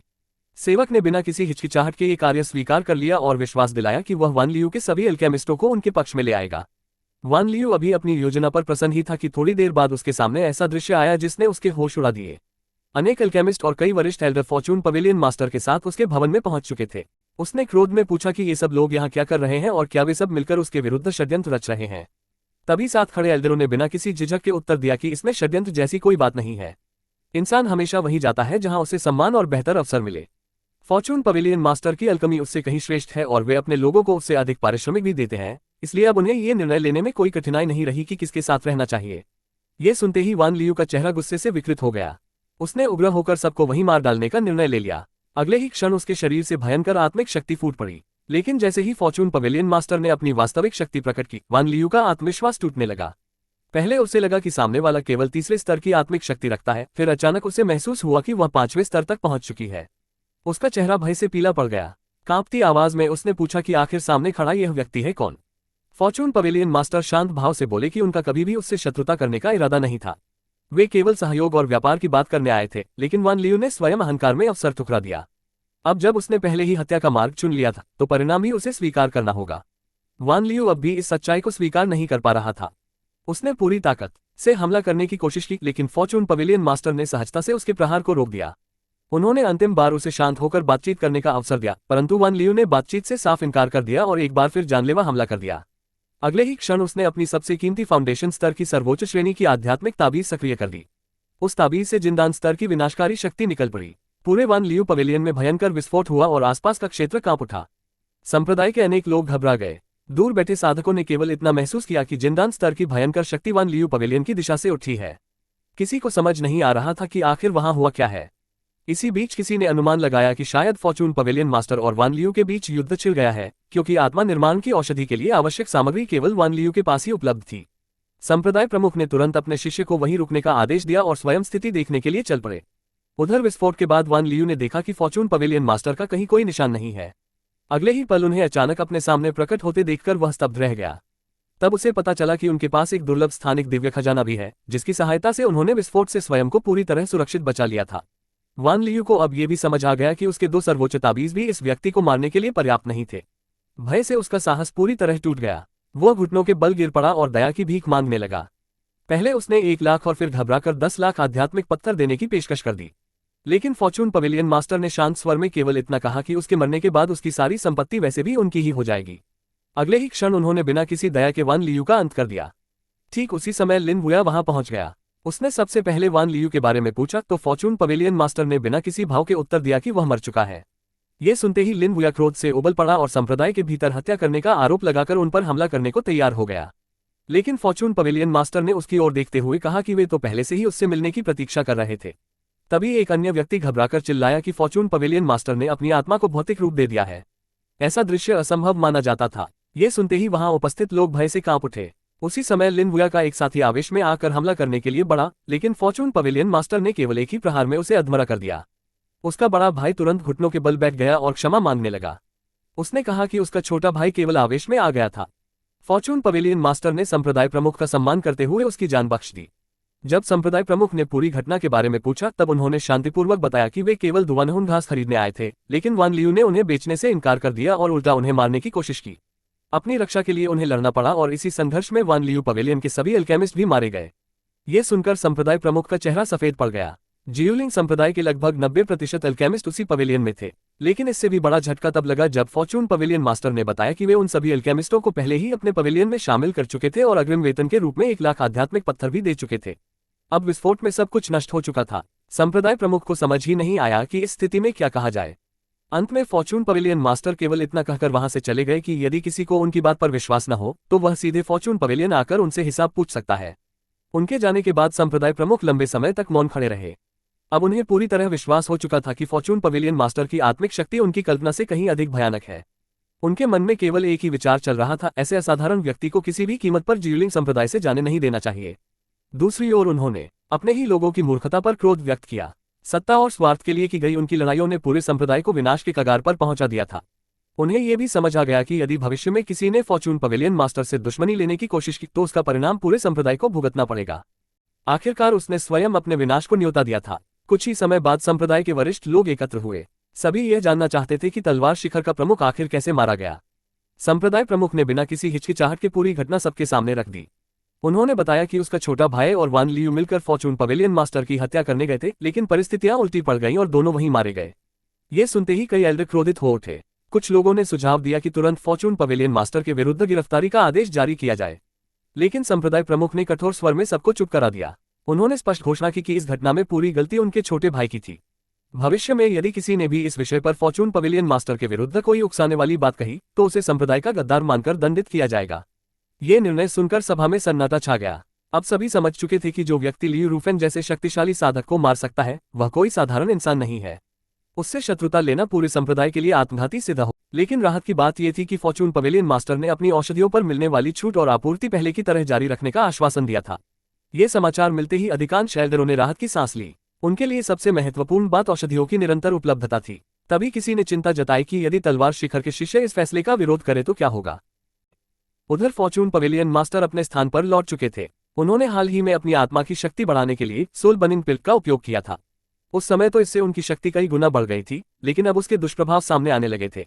उनकी आत्मा गंभीर रूप से क्षतिग्रस्त हो चुकी थी। इसी कारण उन्हें एहसास हुआ कि इस बार वे संप्रदाय के चयन मुकाबले में भाग नहीं ले पाएंगे। हालांकि उन्हें इसकी कोई चिंता नहीं थी, क्योंकि उन्हें पूरा विश्वास था कि लिन वुया स्वयं उन्हें प्रतियोगिता में भाग लेने का स्थान दिला देगा। फिलहाल उनके लिए सबसे आवश्यक कार्य अपनी क्षतिग्रस्त आत्मा को ठीक करना और साथ ही अपनी आत्मिक साधना को अगले स्तर तक पहुंचाना था। वान लियू और उसके एल्केमिस्टों की मृत्यु के बाद उन्हें अपार संसाधन प्राप्त हुए थे। उन सभी के भंडारण थैलों में इतनी दुर्लभ सामग्रियां और आध्यात्मिक पत्थर थे कि उनका हार्मोन स्पेस पहले से कई गुना विशाल हो गया। अब उसका आकार लगभग 30 झांग तक फैल चुका था। केवल आकार ही नहीं, उसके भीतर बनने वाली आध्यात्मिक ऊर्जा की शुद्धता और घनत्व भी पहले की तुलना में 3 गुना से अधिक बढ़ चुका था। इसका सीधा प्रभाव उनकी साधना की गति और आत्मा की शक्ति से मिलने वाली समझ पर पड़ा। अब वे पहले की अपेक्षा कई गुना तेजी से किसी भी तकनीक को सीख सकते थे। उन्होंने मन ही मन गणना की कि यदि यही गति बनी रही तो शेनशियाओ संप्रदाय जाने से पहले वे क्यूई रिफाइनिंग के सर्वोच्च स्तर तक पहुंच जाएंगे। लेकिन उन्होंने तय किया कि उससे पहले आत्मा की साधना को आगे बढ़ाना अधिक आवश्यक है। उन्होंने अत्यंत सावधानी से फाउंडेशन स्तर की मध्य श्रेणी की पूर्ण गुणवत्ता वाली सोल बिल्डिंग पिल्ट निकाली। यह अत्यंत दुर्लभ औषधि थी, जिसे प्राप्त करने के लिए उन्होंने इतना बड़ा जोखिम उठाया था। औषधि ग्रहण करने के बाद उन्होंने पूरी शक्ति से साधना शुरू कर दी। कुछ समय बाद उनकी आत्मा की शक्ति सफलतापूर्वक इन सोल स्तर के 5वें चरण तक पहुंच गई। अब उनकी वास्तविक शक्ति पहले से कहीं अधिक भयावह हो चुकी थी। आत्मा के साधक पहले ही अपने से ऊंचे स्तर के शत्रुओं को आसानी से परास्त करने के लिए प्रसिद्ध थे। अब उन्हें पूरा विश्वास था कि यदि उनका सामना फाउंडेशन स्तर के 7वें चरण के किसी साधक से भी हो जाए तो वे केवल अपनी आत्मिक शक्ति के एक ही प्रहार से उसकी आत्मा को चकनाचूर कर सकते हैं। अपनी शक्ति में हुई इस भारी वृद्धि के बाद उन्होंने निर्णय लिया कि अब जियुलिंग संप्रदाय छोड़ने का समय आ चुका है। तभी उनका एक विश्वसनीय अधीनस्थ उनके सामने पहुंचा और उसने बताया कि उनके आदेशानुसार अंतिम खेप की सभी औषधियां पूरी तरह बिक चुकी हैं। कुल 1,30,000 आध्यात्मिक पत्थर प्राप्त हुए थे, जिनमें से 80,000 पत्थरों से दुर्लभ संसाधन खरीद लिए गए थे। सब कुछ सुरक्षित उनके सामने रखा था। ये सुनकर फॉर्चून पवेलियन मास्टर ने संतोष की सांस ली और पिछले 1 महीने के दौरान संप्रदाय में घटी घटनाओं के बारे में पूछा। अधीनस्थ ने बताया कि पिछले पूरे महीने संप्रदाय तलवार शिखर के लोगों की सफाई में लगा रहा। सबसे चौंकाने वाली खबर यह थी कि तलवार शिखर का सबसे प्रसिद्ध शिष्य ली वुफेंग वास्तव में एक दुष्ट साधक निकला। उसने कानून प्रवर्तन हॉल के शिष्यों को घायल करके भागने में सफलता प्राप्त कर ली थी। इतना ही नहीं, पिछले कई वर्षों से जो शिष्य रहस्यमय ढंग से गायब हो रहे थे, उनके बारे में भी पता चला कि उन सबकी बलि ली वुफेंग ने अपनी दुष्ट साधना के लिए चढ़ा दी थी। ये सुनकर फॉर्चून पवेलियन मास्टर गहरे विचार में डूब गए। उसके जाते ही वे अकेले सोचने लगे। उन्हें याद आया कि उन्होंने लियू वुफेंग को गंभीर रूप से घायल किया था, लेकिन अंतिम प्रहार उन्होंने नहीं किया था। इसका अर्थ साफ था कि उसके बाद किसी और ने उसकी हत्या की थी। उन्हें धीरे धीरे समझ आने लगा कि लिन वुया भी उतना सीधा और ईमानदार नहीं था जितना वह स्वयं को दिखाता था। दूसरी ओर ली वुफेंग का अचानक दुष्ट साधक घोषित होना भी उन्हें किसी गहरी साजिश का हिस्सा लगने लगा। लेकिन अंततः उन्होंने स्वयं को इन सब बातों से अलग कर लिया। अब जियुलिंग संप्रदाय की राजनीति से उनका कोई संबंध नहीं था। 100 संप्रदायों का महासंग्राम शुरू होने वाला था और उनके लिए अब आगे बढ़ने का समय आ चुका था। जाने से पहले उन्होंने केवल एक अंतिम काम करने का निश्चय किया, अपने पुराने साथी दा न्यू से मिलकर उसके लिए कुछ आवश्यक संसाधन छोड़ जाना। फॉर्चून पवेलियन मास्टर सीधे दा न्यू के पास पहुंचे। अचानक अपने गुरु समान उपकारी को सामने देखकर दा न्यू घबरा गया और आदरपूर्वक उनका स्वागत किया। फॉर्चून पवेलियन मास्टर ने मुस्कुराते हुए कहा कि वे केवल ये देखने आए हैं कि हाल के दिनों में उसकी साधना कैसी चल रही है। इसके बाद उन्होंने बताया कि वे कुछ समय के लिए जियुलिंग संप्रदाय छोड़कर जाने वाले हैं, इसलिए जाने से पहले उसके लिए कुछ आवश्यक वस्तुएं छोड़ना चाहते हैं। उन्होंने एक भंडारण थैला उसके हाथों में देते हुए बताया कि उसके भीतर बड़ी मात्रा में औषधियां और आध्यात्मिक पत्थर हैं, जिन्हें वह अपने गुरु के साथ मिलकर उपयोग कर सकता है। ये देखकर दा न्यू भावुक हो गया। उसने कांपती आवाज में कहा कि फॉर्चून पवेलियन मास्टर ने पहले ही उसकी जान बचाई थी और उसके भाइयों की मौत का बदला लेने के लिए तलवार शिखर के प्रमुख को भी समाप्त कर दिया था। वह पहले से ही उनके इतने बड़े उपकार के नीचे दबा हुआ है, इसलिए अब वह उनका इतना कीमती उपहार स्वीकार नहीं कर सकता। लेकिन फॉर्चून पवेलियन मास्टर ने उसकी बात बीच में ही रोक दी। उन्होंने स्पष्ट कहा कि जब वे स्वयं उससे ये सब दे रहे हैं तो उसे बिना किसी संकोच के स्वीकार करना चाहिए। भविष्य में यदि उसे वास्तव में उनकी सहायता करनी है तो पहले स्वयं को शक्तिशाली बनाना होगा। दा न्यू कुछ और कहना चाहता था, लेकिन उन्होंने उसे कोई बहाना बनाने का अवसर ही नहीं दिया। अपने अंतिम काम पूरे करने के बाद फॉर्चून पवेलियन मास्टर अपने शिष्य ये शियाओ के साथ निर्धारित स्थान पर पहुंचे, जहां जियुलिंग संप्रदाय के प्रतियोगी पहले से एकत्र थे। संप्रदाय प्रमुख ने स्वयं आगे बढ़कर उनका स्वागत किया और ये शियाओ का परिचय बाकी प्रतिभागियों से कराया। उन्होंने बताया कि यही फॉर्चून पवेलियन मास्टर के सबसे प्रतिभाशाली शिष्य हैं और आने वाले महामुकाबले में जियुलिंग संप्रदाय का प्रतिनिधित्व करेंगे। साथ ही उन्होंने सभी शिष्यों को निर्देश दिया कि शेनशियाओ नगर पहुंचने के बाद वे एक दूसरे का सहयोग करेंगे और किसी भी परिस्थिति में अलग नहीं पड़ेंगे। उसी समय एल्डर वू भी वहां पहुंच गए। उन्होंने देर से आने के लिए संप्रदाय प्रमुख से क्षमा मांगी। संप्रदाय प्रमुख ने बिना समय गंवाए पूरी टोली की सुरक्षा का दायित्व उन्हें सौंप दिया। सभी तैयारियां पूरी होने के बाद यात्रा आरंभ हुई। जैसे ही विशाल उड़ने वाला जहाज सबके सामने आया, कई युवा शिष्य उत्साह से भर उठे। अधिकांश ने अपने जीवन में पहली बार ऐसा दिव्य उड़ता हुआ जहाज देखा था। वे आश्चर्य से उसकी ओर देखते रहे और प्रसन्नता से भर गए। प्रस्थान से ठीक पहले एल्डर वू ने अपनी शिष्या श्याओ शुए को अलग बुलाया। उन्होंने उसे एक अत्यंत शक्तिशाली सुरक्षा ताबीज सौंपते हुए चेतावनी दी कि यह यात्रा अत्यंत खतरनाक हो सकती है। उन्होंने विशेष रूप से समझाया कि जब तक जीवन मरण की स्थिति न आ जाए, इस ताबीज का उपयोग बिल्कुल नहीं करना। श्याओ शुए ने आदरपूर्वक ताबीज स्वीकार किया, अपने गुरु को प्रणाम किया और उनकी कुशलता की कामना करते हुए उड़ने वाले जहाज पर चढ़ गई। ये पूरा दृश्य फॉर्चून पवेलियन मास्टर भी दूर से देख रहे थे। जैसे ही उनकी दृष्टि उस ताबीज पर पड़ी, वे तुरंत समझ गए कि वह साधारण सुरक्षा ताबीज नहीं था, बल्कि फाउंडेशन स्तर की सर्वोच्च श्रेणी का अत्यंत दुर्लभ ताबीज था। लेकिन अगली ही क्षण उनकी भौहें सिकुड़ गईं। उन्हें उस ताबीज के भीतर लिन वुया की आत्मिक आभा स्पष्ट महसूस हुई। ये बात उन्हें कुछ अजीब लगी, पर उन्होंने अधिक विचार नहीं किया। उन्होंने मन ही मन कहा कि यह मामला उनसे संबंधित नहीं है और फिलहाल उनका इससे कोई लेना देना नहीं है। जब उड़ने वाला जहाज धीरे धीरे आकाश में उड़ने लगा और श्याओ शुए भी दूर चली गई, तब फॉर्चून पवेलियन मास्टर ने गहरी सांस ली। अब जियुलिंग संप्रदाय में ऐसा कोई नहीं बचा था जिसकी चिंता उन्हें रोक सके। लेकिन उसी समय उनसे पूरी तरह अनजान लिन वुया अपने असली इरादों के साथ आगे बढ़ रहा था। उसके मन में गहरा द्वेष भरा हुआ था। वह सोच रहा था कि उसने फॉर्चून पवेलियन मास्टर को कभी जियुलिंग संप्रदाय का भविष्य माना था, लेकिन दुर्भाग्य से उसने गलत गुरु का साथ चुन लिया। अब जबकि उसके कारण संप्रदाय की पूरी व्यवस्था बिखर चुकी थी, वह उसकी आत्मा को बेचकर भारी मात्रा में संसाधन प्राप्त करेगा और इसी के साथ अपना हिसाब बराबर कर देगा। कुछ ही समय बाद लिन वुया एक रहस्यमयी व्यक्ति के सामने पहुंचा, जिसे सभी ब्लैक सोल मैसेंजर के नाम से जानते थे। उसने आदरपूर्वक उसे प्रणाम किया। ब्लैक सोल मैसेंजर ने सबसे पहला प्रश्न यही पूछा कि क्या लिन वुया द्वारा भेजी गई सूचना पूरी तरह सत्य है? क्या वास्तव में कोई ऐसा अल्केमिस्ट मौजूद है जिसकी आत्मिक शक्ति इन सोल के 5वें स्तर तक पहुंच चुकी है? लिन वुया ने पूरे विश्वास के साथ उत्तर दिया कि उसने स्वयं अपनी आंखों से ये सब देखा है। ये सुनते ही ब्लैक सोल मैसेंजर की आंखों में लालच चमक उठा। उसने कहा कि यदि वह इतनी शक्तिशाली आत्मा को निगलने में सफल हो गया, तो उसकी साधना सीधे अगले बड़े स्तर तक पहुंच जाएगी। उसने लिन वुया को आदेश दिया कि किसी भी कीमत पर फॉर्चून पवेलियन मास्टर को ढूंढकर उसके सामने लाया जाए। यदि सूचना सही निकली तो उसे इतना बड़ा पुरस्कार मिलेगा जिसकी उसने कभी कल्पना भी नहीं की होगी। लिन वुया तुरंत फॉर्चून पवेलियन की ओर भागा, लेकिन वहां पहुंचकर उसे पता चला कि फॉर्चून पवेलियन मास्टर तो पहले ही जियुलिंग संप्रदाय छोड़ चुके हैं। ये समाचार सुनते ही ब्लैक सोल मैसेंजर का चेहरा क्रोध से भर गया। उसने लिन वुया को बुरी तरह डांटते हुए कहा कि उसकी मूर्खता ने शिकार को पहले ही सावधान कर दिया और अब वह उनके हाथ से निकल चुका है। भयभीत लिन वुया तुरंत उसके सामने घुटनों के बल बैठ गया और बोला कि वह अभी उन लोगों को पकड़कर लाता है जिनके फॉर्चून पवेलियन मास्टर से घनिष्ठ संबंध थे। उनसे पूछताछ करके निश्चित रूप से उनके ठिकाने का पता लगाया जा सकता है। ब्लैक सोल मैसेंजर ने ठंडे स्वर में चेतावनी दी कि यदि वह फॉर्चून पवेलियन मास्टर को खोजने में असफल रहा, तो केवल उसकी नहीं बल्कि पूरे जियुलिंग संप्रदाय की जान इसकी कीमत चुकाएगी। ब्लैक सोल मैसेंजर की धमकी के बाद लिन वुया ने बिना समय गंवाए उन लोगों को बुलवा भेजा जिनका फॉर्चून पवेलियन मास्टर से सबसे अधिक संपर्क था। कुछ ही देर में एल्डर झाओ और उनके शिष्य वहां उपस्थित हो गए। उन्होंने आदरपूर्वक संप्रदाय प्रमुख को प्रणाम किया और पूछा कि उन्हें किस कारण बुलाया गया है। लिन वुया ने सीधे मुद्दे पर आते हुए पूछा कि फॉर्चून पवेलियन मास्टर संप्रदाय छोड़कर कहां गए हैं और क्या उन्हें उनके गंतव्य के बारे में कोई जानकारी है। एल्डर झाओ ने पूरी ईमानदारी से उत्तर दिया कि उन्हें अभी तक ये भी नहीं पता था कि फॉर्चून पवेलियन मास्टर संप्रदाय छोड़ चुके हैं। उन्होंने स्पष्ट कहा कि उन्हें उनके ठिकाने के बारे में कोई जानकारी नहीं है। यह उत्तर सुनते ही लिन वुया का चेहरा कठोर हो गया। उसने अविश्वास से कहा कि फॉर्चून पवेलियन मास्टर के साथ उनके इतने अच्छे संबंध थे, फिर ऐसा कैसे हो सकता है कि उन्होंने जाते समय उन्हें कुछ भी न बताया हो। एल्डर झाओ ने विनम्रता से समझाया कि फॉर्चून पवेलियन मास्टर ने उनकी सहायता केवल इसलिए की थी क्योंकि उन्हें लियू रूफेंग से निपटना था। उनके बीच ऐसा कोई निजी संबंध नहीं था कि वे अपनी आगे की योजनाएं उन्हें बताते। लेकिन यह उत्तर ब्लैक सोल मैसेंजर को बिल्कुल पसंद नहीं आया। उसने दोनों को निकम्मा कहकर अपमानित किया और घोषणा की कि जब उनसे कोई उपयोगी जानकारी नहीं मिल सकती, तो उन्हें जीवित रखने का कोई अर्थ नहीं है। उसने तुरंत उनकी आत्माओं की तलाशी लेने का आदेश दे दिया। इतना सुनते ही दोनों गुरु शिष्य भय से कांप उठे। वे कुछ समझ पाते उससे पहले ही ब्लैक सोल मैसेंजर ने अपनी भयानक आत्मिक शक्ति का प्रयोग कर दिया। कुछ ही क्षणों में एल्डर झाओ की आत्मा बुरी तरह क्षतिग्रस्त हो गई और उनका शरीर वहीं ढेर हो गया।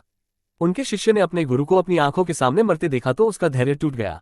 वह क्रोध से भर उठा और बदला लेने के लिए पूरी शक्ति से ब्लैक सोल मैसेंजर पर टूट पड़ा। लेकिन दोनों की शक्ति में इतना बड़ा अंतर था कि उसका हमला किसी बच्चे की तरह कमजोर साबित हुआ। ब्लैक सोल मैसेंजर ने केवल एक नजर डाली और उसे तुरंत दबा दिया। हमले के दौरान उस युवक के भीतर छिपी बैंगनी दिव्य बिजली की शक्ति अचानक प्रकट हो गई। ब्लैक सोल मैसेंजर ने उसे महसूस करते ही आश्चर्य से कहा कि यह तो अत्यंत दुर्लभ पर्पल क्लाउड मिस्टिक थंडर है, जो शक्तिशाली कठपुतलियां बनाने के लिए सर्वोत्तम सामग्री मानी जाती है। उसने उसी समय उस युवक की स्मृतियों को खंगालना शुरू कर दिया। स्मृतियों के भीतर उसे एक ऐसा नाम मिला जिसने उसके मन में नया संदेह पैदा कर दिया। उसे पता चला कि उस युवक का एक लापता मित्र था जिसका नाम ये लिन शियाओ था, जबकि फॉर्चून पवेलियन मास्टर के शिष्य का नाम ये शियाओ था। दोनों नामों की समानता ने उसके मन में एक नई संभावना पैदा कर दी। उसने सोचना शुरू किया कि कहीं ये दोनों एक ही व्यक्ति तो नहीं है। इसके बाद उसने लिन वुया की स्मृतियों को भी ध्यान से परखा। वहां उसे ये देखकर और भी आश्चर्य हुआ कि जिस समय ये लिन शियाओ संप्रदाय में आया था, उसे 1 वर्ष भी पूरा नहीं हुआ था, लेकिन उसकी शक्ति पहले ही क्यूई रिफाइनिंग के 8वें स्तर तक पहुंच चुकी थी। इतनी असाधारण प्रगति सामान्य नहीं हो सकती थी। धीरे धीरे सारी कड़ियां आपस में जुड़ने लगी। ब्लैक सोल मैसेंजर इस निष्कर्ष पर पहुंचा कि संभवतः फॉर्चून पवेलियन मास्टर ने बहुत पहले ही ये लिन शियाओ को अपना शिष्य बना लिया था। जियुलिंग संप्रदाय में उनका प्रवेश केवल एक बहाना था ताकि उचित समय आने पर वे शेनशियाओ संप्रदाय में आसानी से प्रवेश कर सकें। सारी बात स्पष्ट होते ही उसके चेहरे पर एक ठंडी मुस्कान फैल गई। उसने सोचा कि अब उन्हें कहीं खोजने की आवश्यकता नहीं है। यदि वह जियुलिंग संप्रदाय में ही प्रतीक्षा करता रहा तो जैसे ही ये शियाओ को अपने संप्रदाय पर हुए विनाश का समाचार मिलेगा, वह निश्चित रूप से अपने गुरु के साथ वापस लौटेगा। तब वह एक ही बार में गुरु और शिष्य दोनों की आत्माओं को निगल जाएगा। इतना ही नहीं, जियुलिंग संप्रदाय के बचे हुए सभी शिष्यों की बलि देकर अपनी आत्मिक शक्ति को भी और अधिक बढ़ा लेगा। उधर दूसरी ओर शेनशियाओ संप्रदाय की ओर जा रहे उड़ते हुए जहाज में बैठे ये शियाओ को अचानक एक अजीब बेचैनी महसूस होने लगी। बिना किसी स्पष्ट कारण के उसका मन अशांत हो उठा। उसे ऐसा लग रहा था जैसे कोई बहुत बड़ी अनहोनी घटने वाली हो। वह बार बार उसी बेचैनी के बारे में सोच रहा था। तभी उसकी वरिष्ठ शिष्या उसके पास आए और मुस्कुराते हुए पूछने लगी कि वह अकेला खड़ा होकर क्या सोच रहा है और थोड़ा आराम क्यों नहीं कर लेता। ये शियाओ ने शांत स्वर में उत्तर दिया कि वह केवल यही सोच रहा है कि शेनशियाओ संप्रदाय की यह यात्रा सुरक्षित और सफल होगी या नहीं। बातों बातों में उसने अपनी वरिष्ठ शिष्या की ओर देखकर कहा कि उसकी आयु तो अभी लगभग 17 वर्ष ही होगी, लेकिन वह पहले ही फाउंडेशन स्तर तक पहुंच चुकी है। इतनी अद्भुत प्रतिभा तो बड़े बड़े जिंदान संप्रदायों में भी दुर्लभ होती है। ये सुनकर वरिष्ठ शिष्या मुस्कुरा दी और बोली कि उसकी अपनी प्रतिभा भी किसी से कम नहीं है। लेकिन ये शियाओ ने सिर हिलाते हुए कहा कि उसकी स्थिति अलग है। उसके गुरु ने अनगिनत दुर्लभ औषधियों की सहायता से उसकी शक्ति बढ़ाई है। फिर भी वरिष्ठ शिष्या ने उसकी बात स्वीकार नहीं की। उसके अनुसार केवल औषधियों के सहारे कोई इतनी दूर तक नहीं पहुंच सकता। उसके लिए जन्मजात प्रतिभा भी उतनी ही आवश्यक होती है। इसके बाद उसने गंभीर होकर ये शियाओ को एक सलाह दी। उसने कहा कि यात्रा के दौरान कुछ वरिष्ठ शिष्य तरह तरह की बातें करेंगे, लेकिन उसे उन सबके प्रभाव में नहीं आना चाहिए। एक सच्चे साधक का सबसे बड़ा लक्ष्य केवल अपनी साधना होना चाहिए। ये शियाओ ने शांत भाव से उत्तर दिया कि उसे इन बेकार की बातों में कभी कोई रुचि नहीं रही। लेकिन अगले ही पल उसने एक ऐसी बात कही जिसने वरिष्ठ शिष्या को चुप कर दिया। उसने कहा कि यदि जियुलिंग संप्रदाय के भीतर इसी प्रकार स्वार्थ, षड्यंत्र और सत्ता की लड़ाई चलती रही तो उसका विनाश अब बहुत दूर नहीं है। इसके बाद उसने बातचीत समाप्त की और साधना करने के लिए वापस अपने स्थान पर चला गया। शेनशियाओ नगर की विशाल और भव्य प्राचीर जैसे ही सबकी आंखों के सामने आई, जियुलिंग संप्रदाय के सभी शिष्य आश्चर्य में डूब गए। इतनी विशाल नगरी उन्होंने पहले कभी नहीं देखी थी। चारों ओर ऊंची दीवारें, भव्य द्वार और असंख्य शक्तिशाली साधकों की उपस्थिति इस बात का प्रमाण थी कि यह वास्तव में पूरे शेनशियाओ क्षेत्र का सबसे शक्तिशाली स्थान था। एल्डर वू ने सभी शिष्यों को सावधान करते हुए बताया कि इस नगर में फाउंडेशन स्तर के साधक सामान्य लोगों की तरह हर जगह दिखाई देते हैं और जिंदान स्तर के 100 से भी अधिक शक्तिशाली साधक यहाँ रहते हैं। इसलिए नगर में प्रवेश करने के बाद किसी भी प्रकार का अहंकार या लापरवाही नहीं दिखानी चाहिए। सभी को शांत रहकर नियमों का पालन करना होगा। जब उनका दल नगर के मुख्य द्वार तक पहुंचा तो पहरे पर तैनात सैनिकों ने उन्हें तुरंत रोक लिया। महामुकाबले के दौरान सुरक्षा अत्यंत कड़ी कर दी गई थी, इसलिए प्रत्येक संप्रदाय को प्रवेश से पहले अपना आधिकारिक टोकन दिखाना अनिवार्य था ताकि कोई दुष्ट साधक वेश बदलकर नगर में प्रवेश न कर सके। एल्डर वू ने आदरपूर्वक जियुलिंग संप्रदाय का टोकन प्रस्तुत किया और बताया कि वे 100 संप्रदायों के महामुकाबले में भाग लेने आए हैं। सैनिक ने टोकन की जांच की और पुष्टि की कि वे वास्तव में जियुलिंग संप्रदाय से हैं। लेकिन अगले ही क्षण उसके मुंह से निकली बात ने वहां उपस्थित सभी लोगों के पैरों तले जमीन खिसका दी। सैनिक ने आश्चर्य से पूछा कि जब उनका पूरा संप्रदाय नष्ट हो चुका है तब भी वे प्रतियोगिता में भाग लेने कैसे चले आए। ये सुनते ही पूरा दल स्तब्ध रह गया। किसी को अपने कानों पर विश्वास नहीं हुआ। सभी एक साथ चौंक उठे। किसी ने कांपती आवाज में सैनिक से पूछा कि आखिर जियुलिंग संप्रदाय के साथ हुआ क्या है। सैनिक ने गंभीर स्वर में बताया कि उन्हें 7 दिन पहले एक आपातकालीन संदेश प्राप्त हुआ था। उसके अनुसार ब्लैक सोल संप्रदाय ने जियुलिंग संप्रदाय पर अचानक हमला कर उसे पूरी तरह नष्ट कर दिया। पूरे संप्रदाय में एक भी व्यक्ति जीवित नहीं बचा। ये सुनते ही सभी के चेहरों का रंग उड़ गया। किसी ने अविश्वास में सिर पकड़ लिया तो कोई वहीं स्तब्ध खड़ा रह गया। कुछ शिष्य भय से कांपते हुए कहने लगे कि ब्लैक सोल संप्रदाय तो पूरे शेनशियाओ क्षेत्र का सबसे भयावह दुष्ट संप्रदाय है। यदि वास्तव में उन्होंने हमला किया है तो जियुलिंग संप्रदाय का बचना असंभव था। दूसरी ओर ये शियाओ का चेहरा भी गंभीर हो गया। उसने सैनिक से दोबारा पूछा कि क्या वास्तव में पूरे संप्रदाय में कोई भी जीवित नहीं बचा। सैनिक ने इसे अपने अधिकार पर प्रश्न समझ लिया और क्रोधित होकर उसे घूरने लगा। उसने कठोर स्वर में पूछा कि क्या वह उसकी बात पर संदेह कर रहा है। ये शियाओ की आंखों में उसी क्षण भयंकर क्रोध भर उठा। उसने बिना डरे उत्तर दिया कि यदि बात झूठी हुई तो वह अवश्य प्रश्न करेगा। उसकी आवाज में इतना दबाव था कि वहां उपस्थित सैनिक भी कुछ क्षणों के लिए चौंक गए। किसी ने कल्पना भी नहीं की थी कि इतनी कम आयु का साधक इतनी भयावह आभा छोड़ सकता है। तभी शाओ शुए तुरंत आगे बढ़ी और उसने ये शियाओ को शांत करने का प्रयास किया। उसने समझाया कि यह शेनशियाओ संप्रदाय का क्षेत्र है और यहाँ संघर्ष करने से कोई लाभ नहीं होगा। सबसे पहले उन्हें स्वयं वापस जाकर देखना चाहिए कि वास्तव में वहां क्या हुआ है। लेकिन उनके साथ आए अधिकांश शिष्यों की प्रतिक्रिया बिल्कुल अलग थी। कुछ लोग साफ कहने लगे कि वे किसी भी कीमत पर वापस नहीं जाएंगे। उनके अनुसार यदि ब्लैक सोल संप्रदाय अभी भी वहां मौजूद हुआ तो वापस लौटना सीधा मौत को बुलाने जैसा होगा। उनकी इन बातों ने ये शियाओ के भीतर का क्रोध और बढ़ा दिया। उसने उन सबको घृणा से देखते हुए कहा कि जिन लोगों के गुरु, परिवार और साथी उसी संप्रदाय में मारे गए हों, वे यदि केवल अपनी जान बचाने के बारे में सोच रहे हैं, तो ऐसे लोग इंसान कहलाने के योग्य भी नहीं हैं। शिष्यों के बीच विवाद बढ़ता देख शेन शियाओ संप्रदाय के एक वरिष्ठ एल्डर आगे आए। उन्होंने सभी को शांत करते हुए बताया कि जियुलिंग संप्रदाय की स्थिति की जांच करने के लिए शेन शियाओ संप्रदाय पहले ही अपने लोगों को भेज चुका है। साथ ही उन्होंने ये भी घोषणा की कि इस वर्ष जियुलिंग संप्रदाय के बचे हुए शिष्य पहले की तरह 100 संप्रदायों के महामुकाबले में भाग ले सकेंगे। इतना ही नहीं, उन्हें विशेष सुविधा भी दी जाएगी। ये सुनते ही कुछ शिष्यों के चेहरे अचानक खिल उठे। वे उत्साहित होकर आपस में कहने लगे कि यदि उन्हें विशेष अवसर मिलेगा तो शेनशियाओ संप्रदाय में चुने जाने की संभावना पहले से कहीं अधिक बढ़ जाएगी। अपने ही संप्रदाय के विनाश के बीच भी उनके मन में केवल भविष्य और अपने लाभ की चिंता थी। ये देखकर ये शियाओ का धैर्य टूट गया। उसने गुस्से से उन्हें फटकारते हुए कहा कि वे अपने संप्रदाय के नष्ट होने को भी अपने लिए अवसर समझ रहे हैं। जिन लोगों के गुरु, परिवार और साथी अभी अभी मारे गए हों, उनके लिए ऐसा सोचना इंसानियत के विरुद्ध है। विवाद और अधिक बढ़ने से पहले शाओ शुए ने फिर उसे शांत करने की कोशिश की, लेकिन इस बार ये शियाओ ने दृढ़ स्वर में कहा कि अभी सबसे आवश्यक काम किसी प्रतियोगिता में भाग लेना नहीं, बल्कि तुरंत वापस जाकर अपने संप्रदाय की वास्तविक स्थिति देखना है। इतना कहकर वह बिना एक क्षण रुके वहां से मुड़ गया। शाओ शुए ने उसे जाते देखा और तुरंत उसके पीछे दौड़ पड़ी। वह बार बार उसे आवाज देती रही कि अकेले मत जाओ, वह भी उसके साथ चलेगी। दोनों की आकृतियां धीरे धीरे दूर होती चली गईं, जबकि पीछे खड़े बाकी लोग अब भी भय, स्वार्थ और असमंजस के बीच अपने अपने निर्णय लेने में उलझे हुए थे।